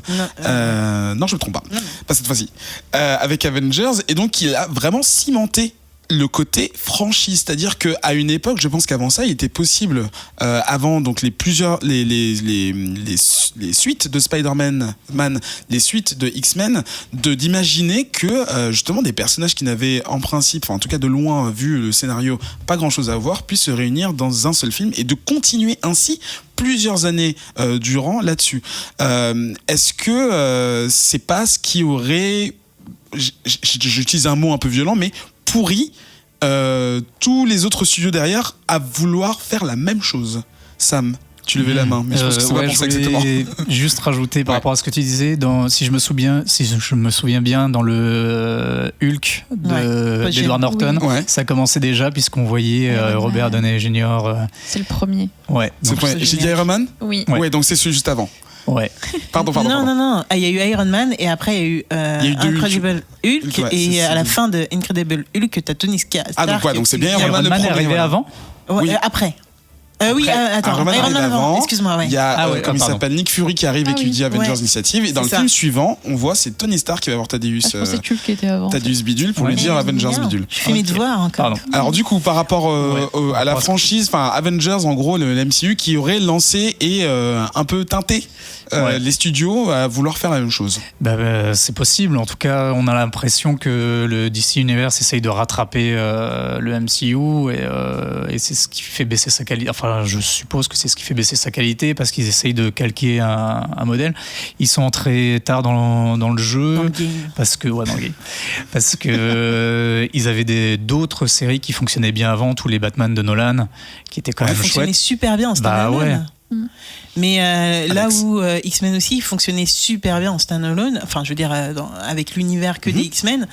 Et ce qui s'est passé, c'est que Marvel, Disney, ayant donné tous leurs droits de Fantastic Four et compagnie, c'est normal qu'en se retrouvant avec des personnes comme Iron Man, Captain America, tout ça, ils essayaient de combiner les choses parce que je pense que c'était la bonne chose à faire pour eux, Ouais. ce qui a fonctionné. Et c'est marrant parce que du coup, ceux qui fonctionnaient avant sont ça. Ouais. On essaye maintenant de les rejoindre. Donc moi, je trouve ça plutôt ironique. Donc tu penses Enfin, que c'est un bon pied de nez genre, on est arrivé très loin. Enfin, Marvel on a eu beaucoup de mal avec plein d'histoires de droits pendant toutes les années 90 à publier quoi que ce soit en film. Parce que, effectivement, comme tu disais, tous les droits étaient dans plein de maisons d'édition, dans plein de studios diffèrents. Et à la fin, ils ont pu dire en fait, on a plein de personnages qui marchent pas terrible, mais on a qu'à les mettre ensemble. rien. Et ils Sortir ont les gardiens, fait, c'était pas donné. C'était pas. C'était un pari risqué, les gardiens. C'était chaud. Les gardiens, enfin, c'est pas moi qui l'a. Enfin, c'est clair, ça a été permis grâce à Avengers. Enfin, Oui. Ah oui, il a fallu quand même en sortir 4 d'abord pour se dire est-ce qu'on n'irait pas taper dans un. On peut se permettre de tenter quelque Ouais. chose, quoi. Et maintenant, on les récupère tous. Et c'est ouf. Non, franchement, pour en arriver là, franchement, je pense que Iron Man 1, ils y étaient pas du tout, quoi. Ouais. Quand tu attendez, nous j'avais as des annoncé, chiffres de je ne sais Iron plus Man. combien de super-héros va y avoir dans le prochain Avengers. 80. Non, des personnages mais- 83. Après. Voilà. Oui, mais ça Oui, va être surtout les personnages secondaires Oui, qu'on va mais voir. c'est quand même ça que tu vois l'énorme surenchère. univers Ouais. derrière, enfin tout ce qu'ils veulent travailler et qui vont s'en profiter pour te faire des séries, d'autres films, d'autres trucs. Ils annoncent déjà, ils ont un programme sur Ouais. plusieurs années qui est quand même assez impressionnant. Marvel. Justement, alors, je l'avais pas mis dans ce conducteur-là, mais je partage mon expérience pour une fois. Le jour où j'ai vu l'espèce de keynote, enfin je sais plus comment on dit, de Marvel qui dit au fait voici les futures sorties. Alors je me rappelle plus quelle année c'est peut-être 2015 ou peu après Avengers 1.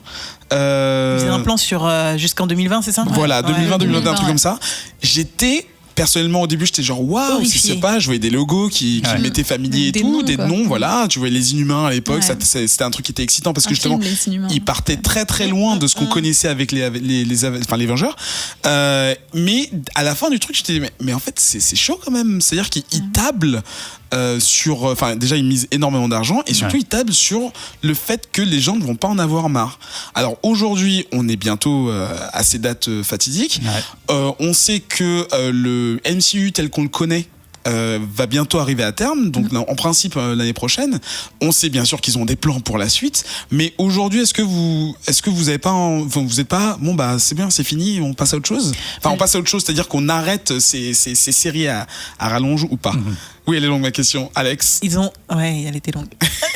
Mais ils ont préparé le coup là, parce que justement, ça doit faire 2 ans qu'ils nous bassinent avec le fait qu'on va changer de formule dès la fin de Infinity War. Au début, Infinity War devait être en 2 parties, il me semble. Ouais. Et là, ils ont dit dès la fin du premier Infinity War, je crois, hein, je sais pas, je parle sous le contrôle de personne, mais que normalement on change radicalement de formule à partir de ça. Et ça, rien que ça, en fait, c'est un teasing. Moi, j'ai hâte de voir ce qui va se passer après Infinity War. J'ai même pas encore vu Infinity War, que je veux savoir ce qui va se passer après. Et D'accord, en quoi donc tu ça veux va dire changer. que leur stratégie fonctionne. Bon, avec moi, elle marche, mais moi, je suis Alors bonne que- cliente, quoi. Alors que pour Sam moi, l'attente, elle est énormément du coup sur Infinity War. Donc celui de cette année, celui de 2018. C'est plus logique. Hein, Pardon. Parce que du coup, tous les films qui sont moins bien et qui servent à construire l'univers, ils sont censés du coup être rattrapés par ce film énorme qui est l'aboutissement de toute cette construction d'univers. Donc j'espère que ça va pas être foiré parce que c'est Ouais, vraiment parce que un c'est gros possible, échec. parce que pour le moment, on n'a pas l'impression que Marvel est un peu intouchable, mais le film peut être merdique. Nivrae? Moi, ce qui m'intéresse surtout dans ce que tu dis, c'est qu'ils ont une stratégie. Donc, c'est qu'ils ont des idées. Ils se disent pas. Avec le pour d'ici, Bah, bim. En fait, ils se disent pas, on fait quelque chose. C'est que t'as l'impression qu'il y a quand même un plan, qu'ils ont construit quelque chose, qu'ils ont envie de faire autre chose. Ils se sont rendus peut-être compte aussi qu'ils ont été loin, qu'ils ont peut-être vu trop gros au départ ou que c'est un peu le bordel. Donc on a l'impression qu'ils veulent transformer. Donc on ne sait pas encore quoi parce qu'ils n'ont pas annoncé, ils n'ont pas dit exactement ce qu'ils voulaient faire. Mais on a l'impression qu'ils veulent faire bouger les choses. On espère que ça sera quelque chose de positif, qu'ils vont leur nouvelle construction, parce qu'on ne sait pas trop pour l'instant. En fait. Oui, c'est Ce qui est très énorme vague, avec, Alex. Mais ce on que- espère qu'il y aura quelque chose en tout cas. Ce qui est énorme avec ce que tu dis, c'est qu'ils révisent la copie au fur et à mesure. Tu vois, genre, ils ont vu Inhuman, ça allait pas le faire, bah, ils ont révisé le truc. Oui. Alors que ce Ils qui l'ont est jeté fait à la en poubelle, face Justice League, ils foncent dans le mur. On voit que le truc, peut-être pas, mais Il y aura un Suicide Squad 2. Apparemment, oui, c'est Oui, c'est 2020 prévu. ou 2021. C'est comme Mars. il y aura deux, même on sait pas quoi. un film sur Margot Robbie. Et Ah oui, les Vixens. City Vixens. Ouais, Gotham City Vixens. À la limite, c'était le personnage le moins pire. je suis pas sûre. Qu'est-ce que je veux dire? Oui, beaucoup de gens disent que les franchises, en fait, c'est l'enfant pauvre du manque de créativité. Double insulte. En gros, on se sert d'un puits qui a 60-70 ans d'existence. Il y a des histoires à foison faites par des milliers d'artistes et d'auteurs. Il suffit d'étirer ce qui a été fait pendant des années et d'en faire un film. Mais c'est pas qu'une question de comics. Ouais. Le nombre de fois que t'as vu adapter Roméo et Juliette, Orgueil et Préjugés. Enfin, Ouais. ça va. C'est les adaptations en général. Tu pompes une fois une histoire, tu la pompes toute ta vie parce que c'est quelque chose. C'est des histoires que tu connais. Là, c'est les comics parce qu'en plus t'as l'avantage où t'as déjà les dessins, t'as déjà.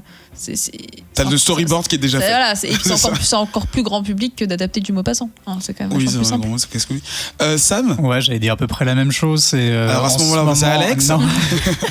Le nombre de films de science-fiction qui en ce moment sont adaptés de livres des années 70 qui sortent. Et, on va toujours de toute façon piocher vers ce qui a déjà été fait. Après, on le réadapte. Et dans le cas des comics, c'est aussi ce qu'attendent un petit peu les spectateurs, quoi. C'est retrouver leur héros avec ce qu'il y a de meilleur un petit peu à piocher partout. C'est quand même ce qui peut être intéressant à faire. Ok. Sam, tu veux dire quelque chose pour bientôt conclure? Alex, peut-être. Alex, pardon. Exactement. Ouais, enfin, pour en revenir un petit peu à ce que tu disais au départ, c'est peut-être aussi le problème, c'est l'argent qui est injecté dans ces gros films. C'est de l'argent en moins pour les petits, c'est ce qu'on dit très souvent. En tout cas, ce qui est très souvent mis comme en avant par les détracteurs des blockbusters. Mais je pense qu'il faut... Bon, alors, ce qui se passe au niveau des studios et là où ils injectent leur argent, c'est une chose. Mais ce que disait Nivrae, excuse-moi. Qui était Ce que navré. disait Nivrae tout à l'heure, comme quoi c'est compliqué de sortir en face d'un blockbuster, je pense que c'est toujours prendre le spectateur pour un peu un teubé qui est capable d'avoir un seul canal, quoi. C'est pas parce que... Enfin, pour moi, en tout cas, mon avis, c'est que c'est pas parce que t'attends Black Panther avec impatience que t'iras pas voir Moonlight. Enfin, c'est pas sorti à la même période. On a compris, se comprend. oui. Mais voilà, enfin, je pense qu'il y a de la place pour tout le monde. Et du coup, je pense même que certaines personnes préféreront aller au cinéma et dépenser de l'argent pour aller voir un Moonlight que en mode blockbuster, en mode il y a le tonton d'America qui... Voilà, Day One, machin. Exactement. Sachant que C'est nous, pas le même public, c'est pas aussi le Ouais. même. T'as aussi un problème de distribution en fait, de nombre de copies des films qui sont distribués dans les salles. Et c'est là que l'argent d'un studio. Black Panther, quand tu vas le voir par exemple à l'UGC Léal, il est pas dans une salle, il est dans 2 salles, il sera peut-être dans 3 salles. Tu vois. Oui, effectivement, ça peut. Ton Moonlight, tu auras peut-être 3 séances un soir. Bon, aujourd'hui, voilà. Moonlight, à l'époque, Oui, il a gagné. voilà, il a là, gagné j'avais un pas d'autre prix, mais exemple. un film sans prix, sans rien, à l'époque tu le trouvais à l'Orient Express dans les halles et t'entendais le métro passer sous tes fesses. Et c'était super charmant. C'était super charmant. Très dommage cette fermeture. Juste pour revenir sur les chiffres, tu disais que on injectait beaucoup d'argent. On parlait de budget tout à l'heure. Juste pour un ordre d'idée, en 2000, quand X-Men est sorti, le premier X-Men, il a fait 157 millions de dollars de recettes, et c'était donc un record à l'époque.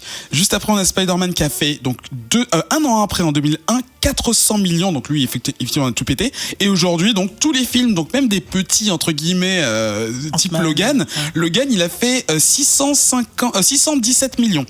Donc, enfin voilà, là on part dans des sphères bien on n'a pas encore atteint le milliard pour un seul film.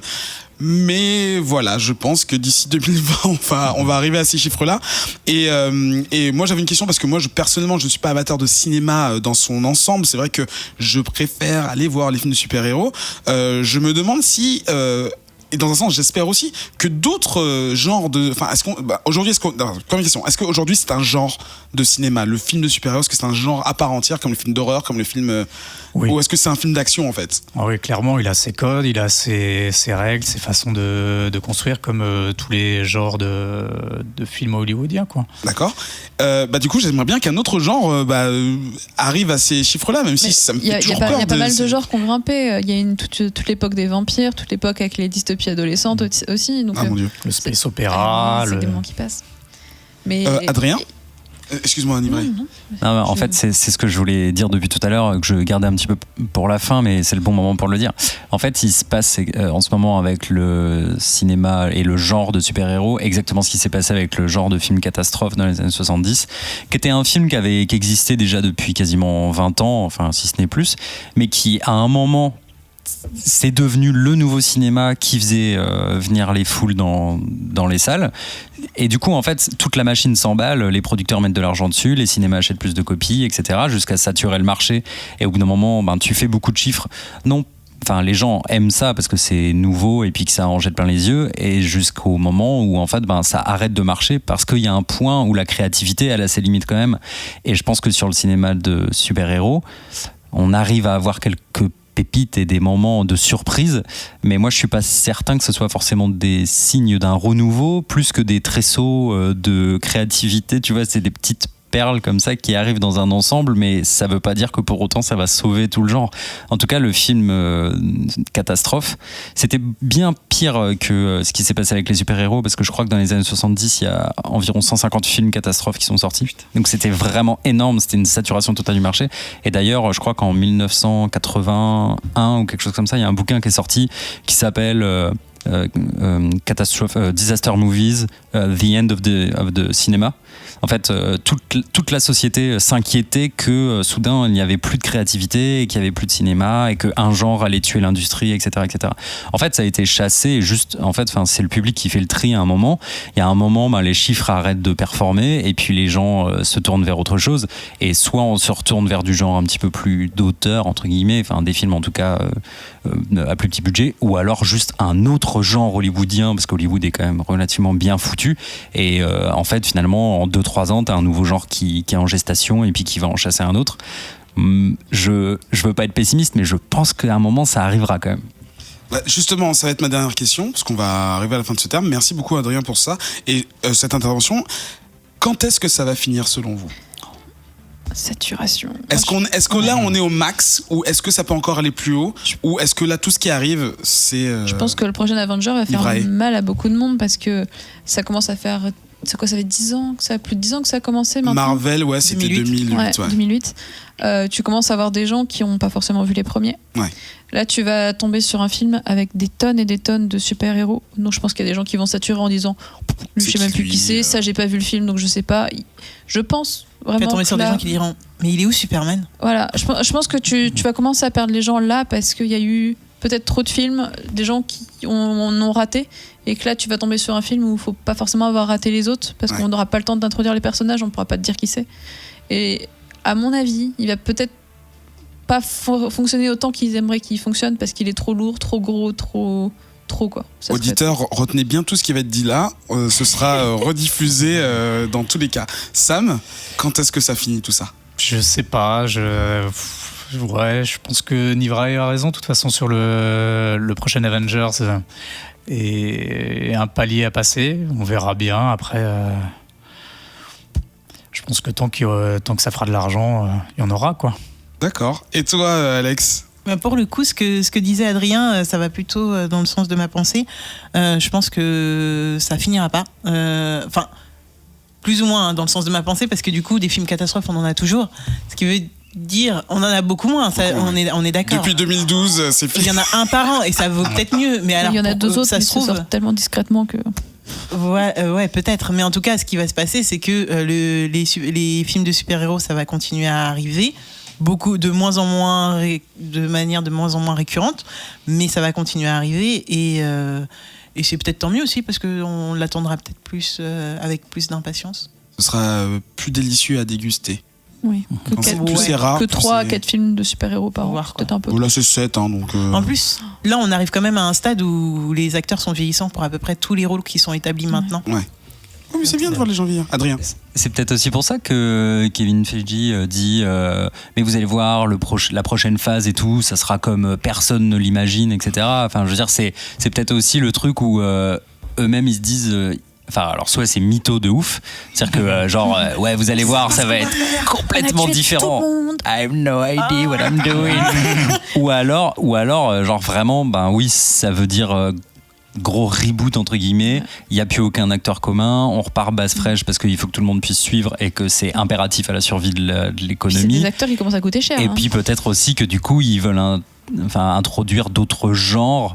Et que quand bien même ça reste la même licence et le même univers partagé et tout ça, en fait c'est complètement d'autres films avec, je sais pas moi, par exemple, pourquoi pas des road trips ou de la science-fiction pure et dure ou des voyages dans le temps, etc. Blablabla. Mieux qu'ils tiennent des leçons de ce qui s'est passé avec X-Men quand même. Hein. Il y a des choses qui se passent et je pense qu'il faut tirer des leçons. Après, les studios ils feront ce qu'ils voudront, quoi, mais... Eh bien, ce sera le mot de la fin. Les studios feront ce qu'ils voudront. Voilà, prenez ça avec une pincée de sel, bien sûr, puisque c'est Alex qui l'a dit. Retrouvez le débat. Non, j'ai on ne le retrouvera pas. Vous le retrouvez dans l'émission que vous venez d'écouter. On se retrouve dans un petit instant après une page de pub pour parler de Castagne, de Ryu contre j'allais dire deux personnages qui sont même pas dans le jeu, donc non pas Wolverine, non pas Cyclope, mais Spider-Man, voilà. No. Oh, il a retenu les personnages. À tout de suite. Quand vous découvrez un bon restaurant, vous en partagez l'adresse avec vos amis. Les podcasts, c'est pareil. Pour aider vos productions Radio Kawa préférées à se faire connaître, rendez-vous sur leur page iTunes Store et foncez les noter. Et à mon avis, elle mérite 5 étoiles. Plus nombreux vous serez à noter nos émissions, plus cela aura d'effet. Merci et bonne écoute.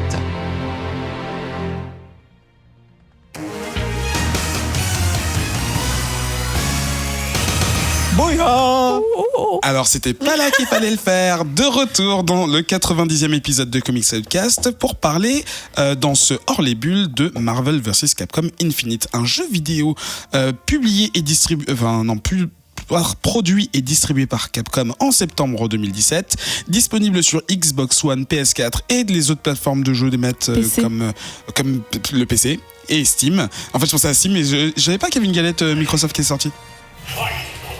C'est le 6e jeu crossover Marvel vs Capcom et qui, comme son nom l'indique, fait interagir des personnages des deux univers. Donc Marvel, vous les connaissez déjà, enfin vous connaissez une partie j'imagine, et Capcom en fait ce n'est pas uniquement Street Fighter, vous avez des personnages d'autres licences comme Devil May Cry, Dante par exemple, Monster Hunter, avec le personnage de Monster Hunter, et d'autres jeux comme ça à droite et à gauche, il y a Dead Rising avec Frank West et compagnie. Le roster des personnages Marvel se base beaucoup sur le MCU quand même, actuel. On retrouve des classiques comme Captain America, Iron Man et Hulk qui étaient là depuis le début. Il y a aussi Thor qui est arrivé dans MVC 3. J'avoue, il a un beau musique épique. Mais on a aussi Captain Marvel qui aura son film prochainement, Black Panther d'ici quelques semaines, Ultron qu'on a déjà vu dans les Ultron bien sûr. Est-ce que tu crois que Ultron des fois il met des j'aime sur Facebook? Benjamin. Black Widow et Winter Soldier qui sont donc de purs produits des comics bien sûr, mais du MCU en tout cas, qui ont été mis en avant dans les dernières années. À la différence des jeux de combat traditionnels, Street Fighter, Tekken, c'est un 2 contre 2. Vous dirigez 2 personnages à tour de rôle. Le but étant, bien sûr, de mettre KO les 2 adversaires de l'équipe adverse. Parce qu'il y a d'autres jeux en fait où il y a des 2v2 où en fait t'en tues un et la partie est finie. Mais là il faut tuer les 2. Donc c'est bien long. Vous avez la possibilité de changer de personnage pendant le combat, ce qui donne en fait des combinaisons assez originales. Donc si par exemple vous avez un personnage comme Hulk qui est relativement lent mais très puissant, et ben vous prenez un personnage comme Rocket Raccoon qui est minuscule et donc lui très mobile, et donc en fait ça donne une versatilité à votre style de jeu qui est assez sympathique. Et pareil de l'autre côté, devoir gérer un Dante extrêmement rapide et qui a plein d'outils dans sa poche pour vous faire tourner la tête, et une Gamora aussi qui saute partout et qui est super chiante et qui est un peu pétée.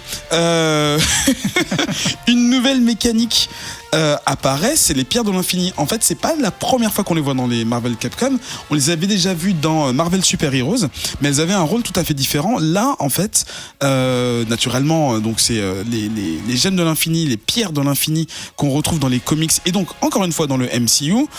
Espace, temps, esprit, âme, réalité et pouvoir. Et elles ont toutes des propriétés particulières en fait que vous pouvez utiliser pendant le combat, donc pour vous donner un avantage instantané, ou alors en fin de partie quand vous voyez que vous allez crever, vous activez la grosse furie qui vous permet en gros de survivre, ou complètement de renverser la balance et de gagner. On appelle ça, dans le jeu de combat, comeback mécanique, qui a été mise en avant grâce aux jeux comme Street Fighter avec les super. Je sais pas si vous voyez ce que je veux dire. C'est en gros, tu vas crever, t'as une grosse barre d'énergie qui te permet d'enlever la moitié de la barre à ton adversaire, et d'autant plus dans Street Fighter 4 où il y avait la barre d'ultra qui ne montait que quand on prenait des coups. Donc c'était vraiment ça, c'était vraiment le côté défensif de l'action, et donc ça reprend un peu tous ces éléments là, un peu d'attaque, beaucoup d'offense et un peu de défense, et en fait pour équilibrer un petit peu le jeu. Donc on y a joué tous les 5, tous ici présents, gentiment accueillis par la famille de Sam. D'abord, première question, est-ce que vous aviez déjà joué à un Marvel vs Capcom? Non. Ouais. Nivray, non. Sam? J'ai joué à une démo d'un très vieux il y a longtemps. Je sais pas lequel exactement, il était très cartoon. À mon avis, ça devait être le 3. Le 3? Ouais, parce que lui, il est sorti en 2007. Donc, oui, ça date. Ouais, c'est pas un moment. Oui, j'avais joué à celui-là. Et toi, Alex? Ouais, c'était il y a très longtemps, il y a une dizaine d'années, je crois, où pendant les cours, tu sais, quand on te donne un ordinateur, au lieu de faire le taf qu'on te donne à faire, non, t'es sur ton écran et t'es en train de... Est-ce que tes employeurs savent que tu travailles dans ce podcast aussi, et savent que Excuse-moi, j'étais étudiante à l'époque. Ah d'accord, ok. Alors, du coup, vous n'avez pas une grosse expérience de ce genre de jeu. Quelles ont été vos impressions, Sam? C'est un jeu de combat. Là-dessus, pas de surprise. Le jeu continue. C'est vrai? Oui. Vous me battez aujourd'hui, mais je vous retrouverai, Gadget. Mais le but, c'est quand même que tu perdes là, non? Ah oui, tu veux pas gagner ce match! Tu veux pas gagner ce match! Ah, moi j'ai eu le match pourri où on peut pas gagner. J'aime bien, tu peux te défendre, c'est genre juste pour quart d'heure. Ah! Sam, c'est ta responsabilité. Après, l'univers m'a pas passionné. Ouais. J'ai pas trouvé ça très beau. Déjà, et ça c'est quelque chose que je trouve toujours dommage dans un jeu vidéo, surtout un jeu comme celui-là qui mélange des personnages de comics et des personnages de jeux vidéo. Tu peux lisser les choses, avoir un trait plus cartoon et tout ça, et là on a des personnages déjà qui n'ont rien à voir ensemble, même dans le même camp. T'as un Captain America I2 qui ne ressemble à rien et qui ne semble pas être du tout dans la même morphologie, dans le même esprit que le reste des autres personnages de son équipe. Tu veux dire que en gros c'est pas la même patte qu'on retrouve sur tous les personnages, il n'y a pas un chara design uni, c'est vraiment c'était donné à plein de... Ouais. D'accord. Ouais, et je le trouve pas beau en général. Nivray, première impression? Carré. Alors il y a d'autres boutons sur la manette, tu es gentil. Carré. Ouais, ma première impression, tu lances le jeu, tu dis c'est moche. Les visages de tous les personnages sont quand même je crois que immondes. C'est le truc raté. C'est le truc raté. Et les yeux, quoi. À un moment, tu dis Iron Man est vachement bien, et là le casque se soulève, tu fais quelle horreur. Oui, alors je reviens juste parce qu'en fait on a fait le mode histoire. Ouais, on a fait le mode histoire. Tout le monde disait les personnages qui ont un visage découvert sont moches, et dès qu'Iron Man est arrivé, il fait voilà, là c'est un personnage qui est bien fait et tout, et effectivement son casque se lève comme dans les films en fait, et là il faut en fait c'est remets ton casque. Ouais, c'est le truc qui est assez je dirais déstabilisant, c'est que tu es donc dans un univers mélangé. Donc tu démarres l'histoire, tu es à Xgar, donc un mélange d'Asgard et de la ville de Megaman, si je me souviens bien. Ouais. Et donc tu te retrouves avec Megaman qui tape la discute, je sais plus, avec Thor ou avec Captain. Donc c'est très étrange à voir à l'écran parce que ton cerveau refuse. Mon cerveau refusait, en tout cas, me disait non. Bah non. Ce que tu regardes n'existe pas. Et ce mode histoire est aussi très déstabilisant parce qu'il n'a ni queue ni tête. C'est que tu démarres, tu es déjà dans l'histoire, tu as l'impression que ça fait déjà 1 heure que c'est commencé et que tu as raté l'épisode. Tu es vraiment arrivé très très en retard à ta séance de ciné. Et tout ça est entrecoupé de combats tutoriels qui sont quand même très longs, où tu testes un peu tous les personnages. Entre ces combats tutoriels, tu as des petites scénettes qui sont assez vides de sens, terriblement mal jouées. Le doublage anglais, je parle même pas de la traduction française, mais le doublage anglais est très, très moyen. La plupart des voix des personnages, donc c'est pas les voix qu'on connaît des personnages habituellement, ça colle pas toujours très bien, c'est pas fou. Alors je t'arrête là parce qu'il me semble que depuis plusieurs années en fait les doubleurs des séries animées ils font en sorte de garder une consistance. Ouais, mais là, je sais pas, la plupart du temps, c'est les mêmes noms qui reviennent. Mais c'est faudrait vérifier, mais là, ça allait pas. Enfin, je sais pas, il y avait plein de personnages sur lesquels ça allait pas. Et donc, du coup, t'as une session de combat, session histoire. Entre temps, t'as du chargement qui est quand même assez long. J'ai trouvé pour la qualité du jeu, je pense qu'il est pas si lourd que ça. Hein. C'est assez sale. Et on a joué, je sais pas, peut-être 1 heure, 1 heure et demie au mode histoire. Ouais. Et en fait, on n'a pas avancé dans l'histoire. C'était très obscur. C'était plus une sorte de tuto où on a voulu te rajouter des petites scénettes pour faire genre il y avait une histoire. Mais pour moi il y avait rien d'histoire dedans. Alex, ton impression en première prise en main. Puis mais arrête de venir toi, j'en veux pas de toi. Oh là là, non. Putain. Oh là là là. C'était horrible. Je peux pas. J'ai été dans l'émission où on parlait aussi de injustice, et je crois qu'on l'avait pas mal bâché. J'espère qu'on a été gentils avec le podcast Injustice. Mais ça, c'était avant de jouer à Marvel. Voilà, j'ai même oublié le nom. Alors, à Marvel versus Capcom. Tout ce que disait Sam et Nivray, le temps de chargement, les visages très, très, très, très moches. Mais après, c'est vrai qu'on a joué sans la mise à jour. J'aurais bien aimé voir ce que ça donnait, la mise à jour. Je vais me faire déboîter. Ah mon Dieu, je me suis fait déboîter. Mais alors... mais j'arrive pas à les flèches, ça me saoule. Pourtant, Hawkeye... Comme on était sur une PlayStation qui n'avait pas reçu le jeu, on a joué la version pure, en fait, celle qui est sortie au tout début. Et quelques semaines plus tard, en fait, ils ont fait une mise à jour graphique sur pas mal de personnages, surtout les femmes et Chun-Li, parce que c'était juste pas possible. Mon Dieu, et certains hommes, des détails à la con, mais qui adoucissent un petit peu le fait de devoir regarder ce jeu. Est-ce que ça peut sauver la morphologie de Spider-Man? Ou de non, parce que ça, ils n'ont pas touché. Ça non plus, ils n'ont pas touché. Captain. Mais Spider-Man, il était horrible aussi. Spider-Man, il a fait des années de muscu. De sortir un jeu en 2017 comme ça. Mon avis, parce que moi j'étais un gros joueur de Marvel 3, donc le jeu qui est sorti il y a 8-9 ans. Ma déception était surtout du fait que tu te dis, ok, ils ont mis tant de temps à développer ce jeu avec tous les problèmes Lego qu'il y a eu derrière, parce qu'en gros la petite histoire c'est que Marvel avait laissé Capcom, les avait abandonnés en disant vous ne pourrez plus toucher à Marvel 3, c'est-à-dire vous ne pourrez plus le mettre à jour parce que notre contrat est terminé. Et les fans étaient un peu effrayés en se disant mais merde, ça veut dire quoi, on va rester avec ce jeu et il n'y aura même pas de 4, il n'y aura pas de suite. Sauf qu'ils sont arrivés en début d'année, l'année dernière, en disant que non, il y aura bien une suite et voici ce que ça va donner. Donc tout le monde était excité, sachant que ce jeu-là, le 3, était déjà mis en avant pour sa beauté, c'est-à-dire que c'était un jeu qui était assez beau, mais qui prenait beaucoup le parti pris du cartoon et qui mettait, quand tu voyais donc les personnages comme Megaman, dans ce jeu-là c'est Zero, mais Et Captain America, c'était pas étrange. C'était vraiment, il y avait une bonne assimilation avec les décors, avec les interactions, avec les super et ce que tu veux. Toute l'animation, c'était très cartoon. Et justement, il mélangeait le côté, ça sort des pages d'un comics. Et du coup, t'avais beaucoup de choses autour de ce gimmick-là, en fait. C'est-à-dire que, par exemple, dès que le menu s'ouvrait, c'était des pages de comics, en fait. Et pareil, quand tu choisissais ton personnage, c'était dans des bulles. Donc il y avait vraiment ce côté, on y va à fond, on assume. Et je finis là-dessus parce que j'adore vraiment ce jeu, le 3 il est vraiment cool. Quand tu faisais des super, en fait, le fond en fait se déchirait comme des pages. Donc t'avais vraiment cette immersion-là qui a totalement disparu, où ils sont passés dans un mode, je vous ai fait le commentaire quand on jouait, en fait il ressemble aux figurines Disney Infinity. Vous savez, très SD, super déformé.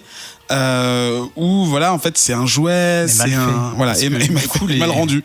Et pas réaliste avec. Moi j'aime bien les figurines de Disney Infinity.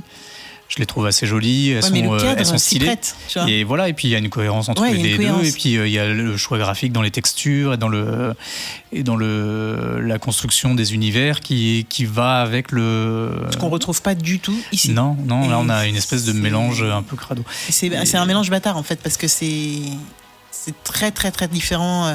Rien qu'on a les endroits où on se bat, les villes, ça n'ont rien à voir avec les personnages. Et puis même quand tu as un Rocket Raccoon qui affronte, je sais pas, on va dire Hulk, enfin il y a vraiment deux univers qui se confrontent et c'est pas plaisant. C'est le but du jeu. Alors juste pour revenir sur les mondes, non mais c'est important d'avoir votre avis de personnes qui non, enfin parce que moi ce jeu je le suis depuis son annonce, donc c'est pour ça. Donc les mondes, je vais juste expliquer aux auditeurs le code des mondes qui nous donnent l'impression de n'être de nulle part, c'est justement cette volonté de convergence entre ces deux univers, donc le monde de Capcom et de Marvel. Et en fait l'idée, le gimmick, c'est que tous les stages sont moitié-moitié.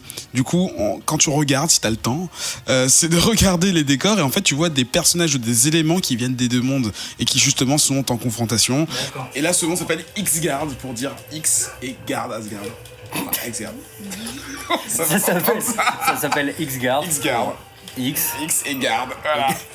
Et donc tu vois, mettons la tour Stark et c'est pas le cas, mais dans la tour Stark dans le monde du stage de Ryu. Non mais ça on est d'accord. C'est le genre de truc, tu vois. C'est deux univers qui se confrontent, mais c'est pas deux méthodos de design qui s'affrontent. Ouais. Et là, ça aurait dû être commun. Ouais, ça aurait dû quand même être lissé dans un même moule. Sinon. Sam ? Ça fonctionne pas les deux. Les deux univers ont beau ne pas être à la base les mêmes, ils auraient dû lisser le tout. Et à l'exception j'ai bien aimé Sigma Ultron qui fonctionne bien du coup. Ultron Sigma qui est un gros fils de pute. Pardon. Ouais, mais du coup qui a un design plutôt cool. De toute façon, dès qu'un personnage n'a pas de yeux, ça passe. Ouais, à peu près. Ils ont réussi à foirer Megaman, quoi. Enfin, le personnage super simple avec des courbes et bon. Ils ont foiré pas mal de choses. T'imagines, genre, tu sais, dans la vraie vie, tu te bagarres, genre, dès que t'arrives, tu dis Adrien. Tu démarres ta rubrique sur Comic Podcast et tu fais livré. C'est un peu ce qui se passe déjà. Livré. Et dans le reste du foirage, les jeux de combat, c'est pas du tout ma spécialité. La plupart des gens avec qui je joue habituellement le savent. Et là, Ike nous a dit c'est facile, pour faire des combos, tu appuies sur carré. Et du coup, j'ai fait, je sais pas, 3-4 parties où j'ai appuyé que sur carré, mais alors vraiment que sur carré, comme une idiote, et j'ai tout gagné. Donc voilà, je trouve ça un peu dommage. Alors, ce qu'il faut dire, c'est qu'elle a quand même réussi à passer un stage que Kike n'a pas réussi à passer, alors que le gars suit le jeu depuis sa sortie, comme il l'a dit. Il nous explique il a fini le mode histoire, il a joué à tout, et il a pas réussi à passer le truc. Alors je sais pas si on papotait, c'était déconcentré. Et moi j'ai pris la manette, j'ai appuyé sur carré comme une idiote, là, et ça a marché. Donc je trouve ça un poil décevant. Alors c'est cool parce que du coup c'est très accessible aux gens un peu nuls, mais ça perd de l'intérêt. Je me demande si, alors soit c'est le mode histoire qui est beaucoup trop simple ou mal foutu ou mal équilibré, ou soit il y a un petit problème niveau combat, difficulté ou gestion des coups et des combos. Le mode histoire a des des combats qui sont très très pétés, mais là pour le coup tu m'as juste défoncé. Oui, mais c'est quand même très pété de pouvoir faire des combats juste avec une touche. Parce qu'en fait, mon problème c'est que je suis pas douée en quart de tour. Enfin, tous les jeux de combat avec des sortes de quart de tour, j'y arrive pas. Ouais, en fait, t'as jamais joué à Street Fighter quand même. Bah, j'essaye, mais en fait, je sais pas, mon pouce ne peut pas faire un quart de tour. Il fait un tour s'il veut, s'il veut, mais il veut. Si tu apprends, je maîtrise très mal le quart de tour. Et là, c'était juste des carrés, quoi. Voilà. Sam, excuse-moi. Ouais, après dans tous les jeux de combat, généralement, les modes histoire sont des prétextes à passer d'un personnage à un autre. C'est dommage. Il pourrait essayer de faire une histoire un peu plus complexe, mais bon, c'est toujours comme ça. On s'attend pas forcément à plus. Le gameplay, je l'ai pas trouvé intéressant. Je voyais pas trop de tout ça, le différence. fait d'utiliser des pouvoirs et tout, ça c'est un peu les mêmes pour tous. C'est des mécaniques très récurrentes en fait. D'un personnage à l'autre, je voyais pas trop de différence. Puis le bouton carré, c'est dommage quand même. C'est une touche qui sert à d'autres jeux. C'est con de bousiller sa manette. D'ailleurs, je me suis toujours demandé combien de pression était supposé soutenir une manette au moment où il la teste la première fois avant de la sortir. Combien? Est-ce que c'est 12 milliards ou c'est 500? Ça me passionne. Si vous travaillez chez un éditeur, un fabricant de consoles, je suis très curieux de savoir quel est le chiffre exact. Est-ce que vous êtes marré quand même en y jouant? Oui, on s'est marré parce qu'on s'est moqué en fait de tous les personnages et que c'était quand même vachement drôle dès qu'il y en avait un qui apparaissait en nouveau, puisque dans l'avantage du tutoriel c'est que tu les vois apparaître un par un. Ouais. Dès qu'il y en avait un qui apparaissait, on était genre non, il est pas moche. Non, c'est vrai que c'est après on s'est marré parce qu'on était entre potes et qu'on jouait entre nous. Mais on s'est très vite tous désintéressés quand même. C'était assez hallucinant parce que autant sur Injustice on avait suivi le mode histoire, si je me souviens bien, on était vraiment à fond. On réfléchissait à attends, c'est pas machin qui vient de là, machin. On est en présent du futur. Ce qui s'est passé, c'est que tu nous as expliqué, Ike nous a donc expliqué l'histoire qu'on n'avait pas vraiment compris. Enfin, pour ma part, parce qu'en fait, on nous la raconte pas, l'histoire. Ouais, on nous la raconte pas. Et puis surtout, tu commences à la fin. Enfin, c'est n'importe quoi. Et puis, franchement, vers la fin, c'est devenu le pauvre Sam qui jouait. Et puis nous, on parlait de choses à côté. On mangeait des bonbons et on bouffait la galette. Eh ben, sympa. Vous avez n'importe quoi. T'as vu ma bouteille de vin? Pour le coup, j'avais joué il y a longtemps aussi au Batman versus au DC versus Mortal Kombat. Il y a longtemps, ouais. Et sur le mode histoire, t'avais quand même quelque chose d'un peu plus fluide où quand tu combattais un adversaire, c'est lui que tu incarnais après parce qu'il y avait une petite séquence. Bon, c'était toujours prétexte, mais ça fonctionnait un peu mieux. Et t'avais les deux cas. Tu jouais au début le côté DC et ensuite le côté Mortal Kombat. Donc t'avais deux histoires. C'était un peu plus construit, je trouve. Ouais. Bah ouais. Moi, je reste. J'y joue 2 mois jeu. Ouais. Ce qui est un record pour moi de courtitude. Non, c'est l'inverse. C'est très court pour moi parce que moi, un jeu de combat en général, je l'endors de ouf. J'ai endormi. Il me manque un achievement que je ne peux plus avoir maintenant parce qu'il y a trop de gens qui jouent. Et la déception que j'ai, déception que j'ai, c'est pas tant au niveau du gameplay. Je suis content qu'ils aient voulu rafraîchir, mais c'est vrai que moi j'ai l'expérience du précédent, donc c'est vrai que je pars avec des expériences des expériences riches où là on me dit écoute, on change tout. Du coup j'ai cette surprise, j'ai cette nouveauté de me dire je vais tenter ces nouveautés. Et c'est vrai que le graphisme ça passe un peu derrière pour moi. C'est plutôt comment est-ce que je vais me battre sur le net avec ce genre de choses. Et c'est vrai qu'en termes d'histoire, c'est rarement pour ça que j'achète un jeu de combat en général. Mais c'est vrai que là, c'était assez ridicule. Je veux dire, moi, j'en ai eu marre en fait au bout d'un moment parce que l'histoire, je me dis, mais pourquoi on est là en fait? Je me rappelais même plus pourquoi le début c'était la fin et je vous ai spoilé en fait le truc. Enfin, je vous ai dit, non, écoutez, en fait, là on est à la fin et en fait, c'est machin qui fait ça, je vous ai tout annoncé et je me suis rappelé que c'est vraiment à l'avant-dernier combat. L'avant-dernier combat, qu'on apprend tout. Je me dis, mais on n'a rien à foutre.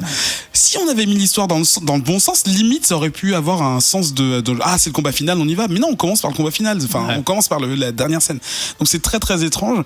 Et même dans le 3, qui est basé, c'est coup de fil blanc, tu vois. Franchement, on se marre pas mal. Ouais. Mais c'est aussi parce qu'il y a Deadpool. Mais, et puis surtout, il est beaucoup plus haut. Donc, moi, mon verdict, c'est que c'est un bon jeu en termes de compétitivité. Mais que c'est pas forcément un jeu à mettre dans des mains de débutants, sauf si ils ont un pouce qui appuie sur le bouton carré. Donc s'ils arrivent à reconnaître les formes qui sont à la maternelle, en fait, ils devraient s'en sortir. Parlons rapidement, avant de conclure, de la musique. Est-ce que vous avez pu entendre quoi que ce soit? J'ai pas trop fait gaffe. Pourquoi Parce que j'ai dû faire un commentaire où j'ai dit que la musique était pas trop mal il y a longtemps dans une autre émission. Je trouve qu'elle est pas trop mal. Elle est un peu moins non, je suis nul pour parler de musique. J'ai de meilleurs souvenirs de la musique du 3, dans le sens où, pour les personnages Capcom, par exemple, ils vont vous prendre le thème principal du jeu duquel il est tiré, et ils vont vous le réorchestrer d'une façon techno ou jazz ou ce que tu veux.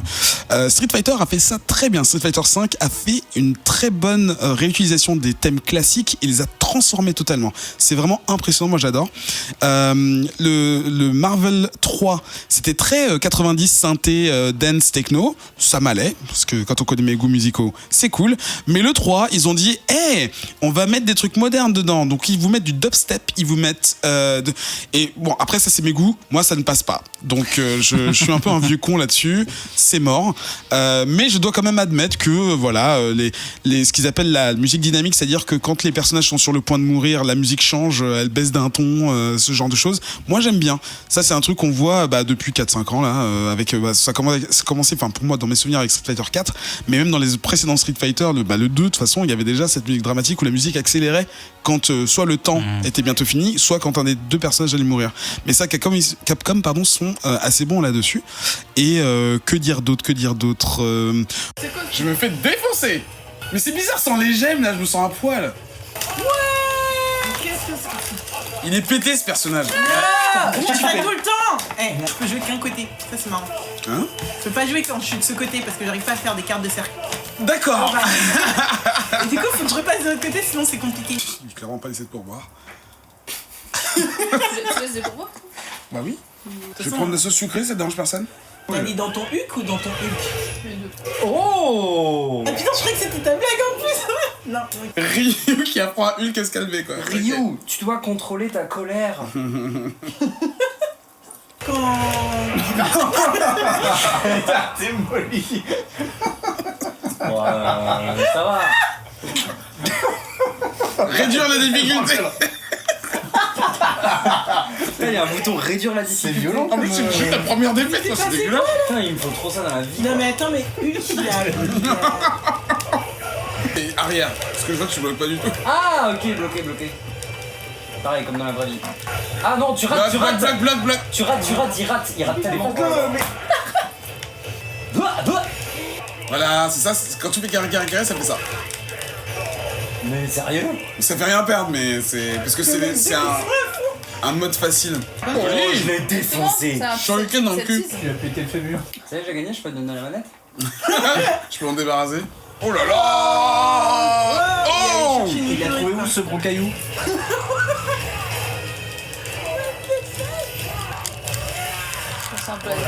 Ça sent pire que la défaite. C'est Non, elle est sur Instagram. Non, là j'essaye d'aller sur Twitter, ok, j'essaye de retrouver les codes. Oh là là! En échange, tu peux défoncer les deux. Putain! Ils disent quoi des trucs à chiottes là, des boulots? Ah oui, oh il m'a renvoyé zombie, putain!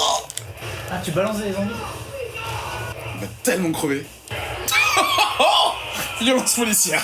Qu'est-ce qu'il y a? Ok! Bon, changer de personnage, on prend la gare. Tac. What? Mais what the fuck? Putain, tu peux pas bloquer. Mais what? Pourquoi Adrien enregistre tout? Ah, il va nous faire un montage, il y aura rien du jeu. Ça va être tout entre genre, ouais, c'est avec Zephyri, avec une pote. Je pense que tu vas pas gagner. Oui, je vais me faire. Oh putain, il m'a repris au sol! Oh, salaud! T'étais à ça. J'étais bien pas. Non, t'as vu la vie? Je crois qu'on doit appeler ça. Bah voilà, achetez le jeu si vous voulez. De toute façon, à mon avis, il va baisser de prix très rapidement. Si vous êtes un compétiteur, il sera au Stunfest normalement cette année. Il y a quand même une grosse comment on appelle ça, communauté aux États-Unis, parce que de toute façon c'est un jeu américain, c'est pas un jeu japonais, même si c'est Capcom qui l'a fait. Et il y a quand même une base en Europe. Donc voilà, si White Black écoute ce podcast et qu'il veut se taper contre moi à nouveau sur le live, c'est quand il veut. Sinon, au Stunfest, à l'ancienne. Quelque chose à ajouter sur ce jeu? Ouais, sinon, créons une communauté pour rejouer au 3. Oui, c'est possible, sauf que, encore une fois, le contrat avec Marvel c'est fini, donc tu ne peux plus jouer au jeu, tu peux pas y jouer en ligne, tu peux plus acheter la boîte et machin. Tu peux jouer en local si tu veux, hein, mais c'est tout. Sinon, c'est la fin de cette émission. Il avait le doigt dessus, yes. Ah voilà, je disais pas de bruit. C'est la fin de ce 90e numéro de Comics Outcast. On va dire au revoir à nos petits chroniqueurs qui ont été, je trouve, très mignons et très sages. On va dire au revoir à Sam. Au revoir. À bientôt. À bientôt. On te retrouve comment et où ? Sur Twitter, Sam le Piranha. Oui. Sur Facebook, sur le Bouya Comics Club. Et puis bientôt, du coup, le 4 février. Oui, le 4 février, porte de Versailles. On te dit pas où, peut-être au parking, on verra bien si on nous a donné une place. On va dire au revoir à Nivrae. Au revoir. On te retrouve où ? Sur Twitter, toujours @Nivrae. Écoute, les gens n'écoute pas de suite Netflix, toutes les fins d'émission. Oui, mais c'est pas grave. Ok, alors comme d'habitude, on retrouve. Voilà, donc @Nivrae et sur le podcast Netflixers, on parle de Netflix. Ah, intéressant. Faudrait que vous m'invitiez une fois, non, j'ai non, mais ça va bégayer dans tous les sens et puis je vais rire. On va dire au revoir à Alex. Bye. Ok, c'était étonnant, genre au revoir, tu veux faire un truc un peu plus long que ça ? Non, bye, ok. Je vous dis on te retrouve au revoir et je vous retrouve très prochainement sur la scène de la Paris Manga. Je connais cette fois. Elle a tout cassé toute seule. Cette fois, je connais mon Twitter, donc c'est allez just noob et qui est mort de rire, mais voilà. Et au revoir Eric, on te retrouve où ? Ouais, je prends le non, rôle mais de d'abord il y a Adrien, parce que moi je me dis au revoir en dernier, mais c'est pas grave. On va dire au revoir à Adrien, notre réal. Oui, qui n'a pas le micro. Et qui vient de niquer toute sa réal, tout mon bureau. Il a tout fait tomber. Mon prompteur, tout est...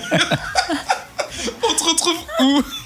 On me retrouve sur Twitter, Adrien Larouzet, LAREUZ2E. Z2E qui est son nouveau blaze entre nous, hein, parce que quand même il est rapide. Je sais pas si vous avez vu le tweet. En parlant de Twitter, @ComicsOutcast pour suivre nos conneries. Le Bouya Comics Club sur Facebook pour discuter avec nous et entre vous. Des comics que vous lisez. Et moi, vous me retrouvez @chocotube_ek.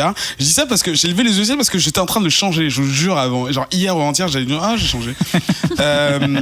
Et donc dans Whisperos aussi, prochain épisode dans un mois, il y en a un qui est dispo là, le 11, qui est assez pas mal. On parle de plein de trucs, dont des choses autour de Game of Thrones. Et non, je me rappelle plus, c'est si Achai, les dragons, tout ça, Daenerys. Voilà, c'est le résumé du podcast. Sam, tu voulais ajouter quelque chose ? Ouais, dis-moi Eric. On est à l'épisode 90. Exactement. On est à 10 numéros du 100e. Ah oui. Ah, mais ça, j'allais dire, ça dépend parce qu'il y a quelque chose qu'il faut qu'on décide avant. C'est clair. Je ne sais plus ce qu'on a décidé, on a déjà mais décidé. d'accord, Ouais. donc on a 10 numéros alors. Donc empiriquement, 100 moins 90, ça fait toujours 10, c'est ça ? En fait, même si on compte comme en dodo, tu sais, avant Noël, en fait, on n'est plus qu'à 8 parce que, genre, tu vois, là, on vient de finir la 90, donc du coup, ensuite, il ne reste plus que 9. Ah bah non, que 9. Oui, mais j'ai eu 4 bacs. La 100e, elle compte pas en vrai, puisqu'on sera dedans. Oui, c'est vrai. Donc ça fait c'est pour 8. ça que Donc la fait 100e, neuf. c'est la 101e. Mais Eh non. merde, Mais c'est qu'est-ce comme les qu'on a siècles. fait ? C'est quand même 9. En fait, je crois que personne ne sait compter ici. Donc voilà, sinon, nous, en vrai, rendez-vous le 5 février pour la 91e émission. En attendant, lisez plein de comics, discutez entre vous. Je sais pas, attends, j'avais plein de trucs. Non, mais on Et va là, c'est pas. le stress. Est-ce que c'est le stress de la fin de. Mais non! Est-ce que c'est le stress de quand ton perso il va mourir ou que t'as plus de temps et tout C'est ça, et et que tu commences à t'exciter. t'as Adrien Non, qui c'est la musique monte qui la musique change, et tu vois. tout et- Genre Ah la oui, musique c'est ça, monte la parce que t'es tension. en train de mourir. Bah, je pense que c'est ça le truc des mix, justement, c'est pour te rendre compte que, hey, tu regardes pas ta barre, bah ok, on va te stresser juste Sauf avec que là, la musique, un voilà. truc vénère, tu vois. Sauf que vas là, le maître mourir. du temps, c'est Adrien. Mais effectivement, Tu vas mourir. en fait, moi, l'idéal, ce serait de faire une conclusion Tu vas où je mourir. dise au revoir à Tu tout vas le mourir. monde, où je donne rendez-vous et où je donne les informations de contact en une seule chanson, sachant que ça dure 2 minutes 10 ou un truc comme ça. Donc c'est mon rêve, de pouvoir faire en une seule prise et que ça se finisse sur la fin, la phase descendante de la chanson. Mais après, avec le montage d'Adrien, il peut faire en sorte que ça soit Il peut te faire rater. Il peut faire genre, tout ce elle qu'il dure veut. 12 minutes Est-ce que 45. cette musique a une fin en fait, de toute façon? En vrai, non. Hein. Si tu gagnes tout le temps, non. Ouais, c'est pour ça qu'il faut continuer à faire. Est-ce que vous avez vu qu'il y a un nouveau Fable qui va sortir? Oh, c'est quoi le sous-titre, hein? C'est Crime et quelque chose. Crime et punissement. Non, j'ai dit ça au pif. Crime and Punishment. Je sais j'en plus. sais rien. J'ai vu ça aujourd'hui sur Twitter. Ah, J'étais à Bien. fond. je peux dire que j'ai acheté le tome 16 de Hellboy qui est sorti ce mois-ci. Et là, j'entends Ben de loin, là, il a fait. Allez, bye. Bye. Bisous.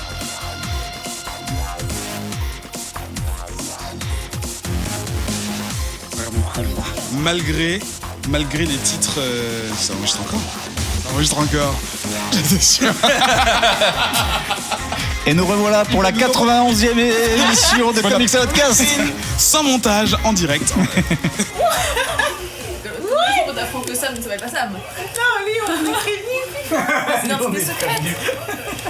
Zéphirine, j'ai toujours cru que ça s'appelait vraiment Zéphirine.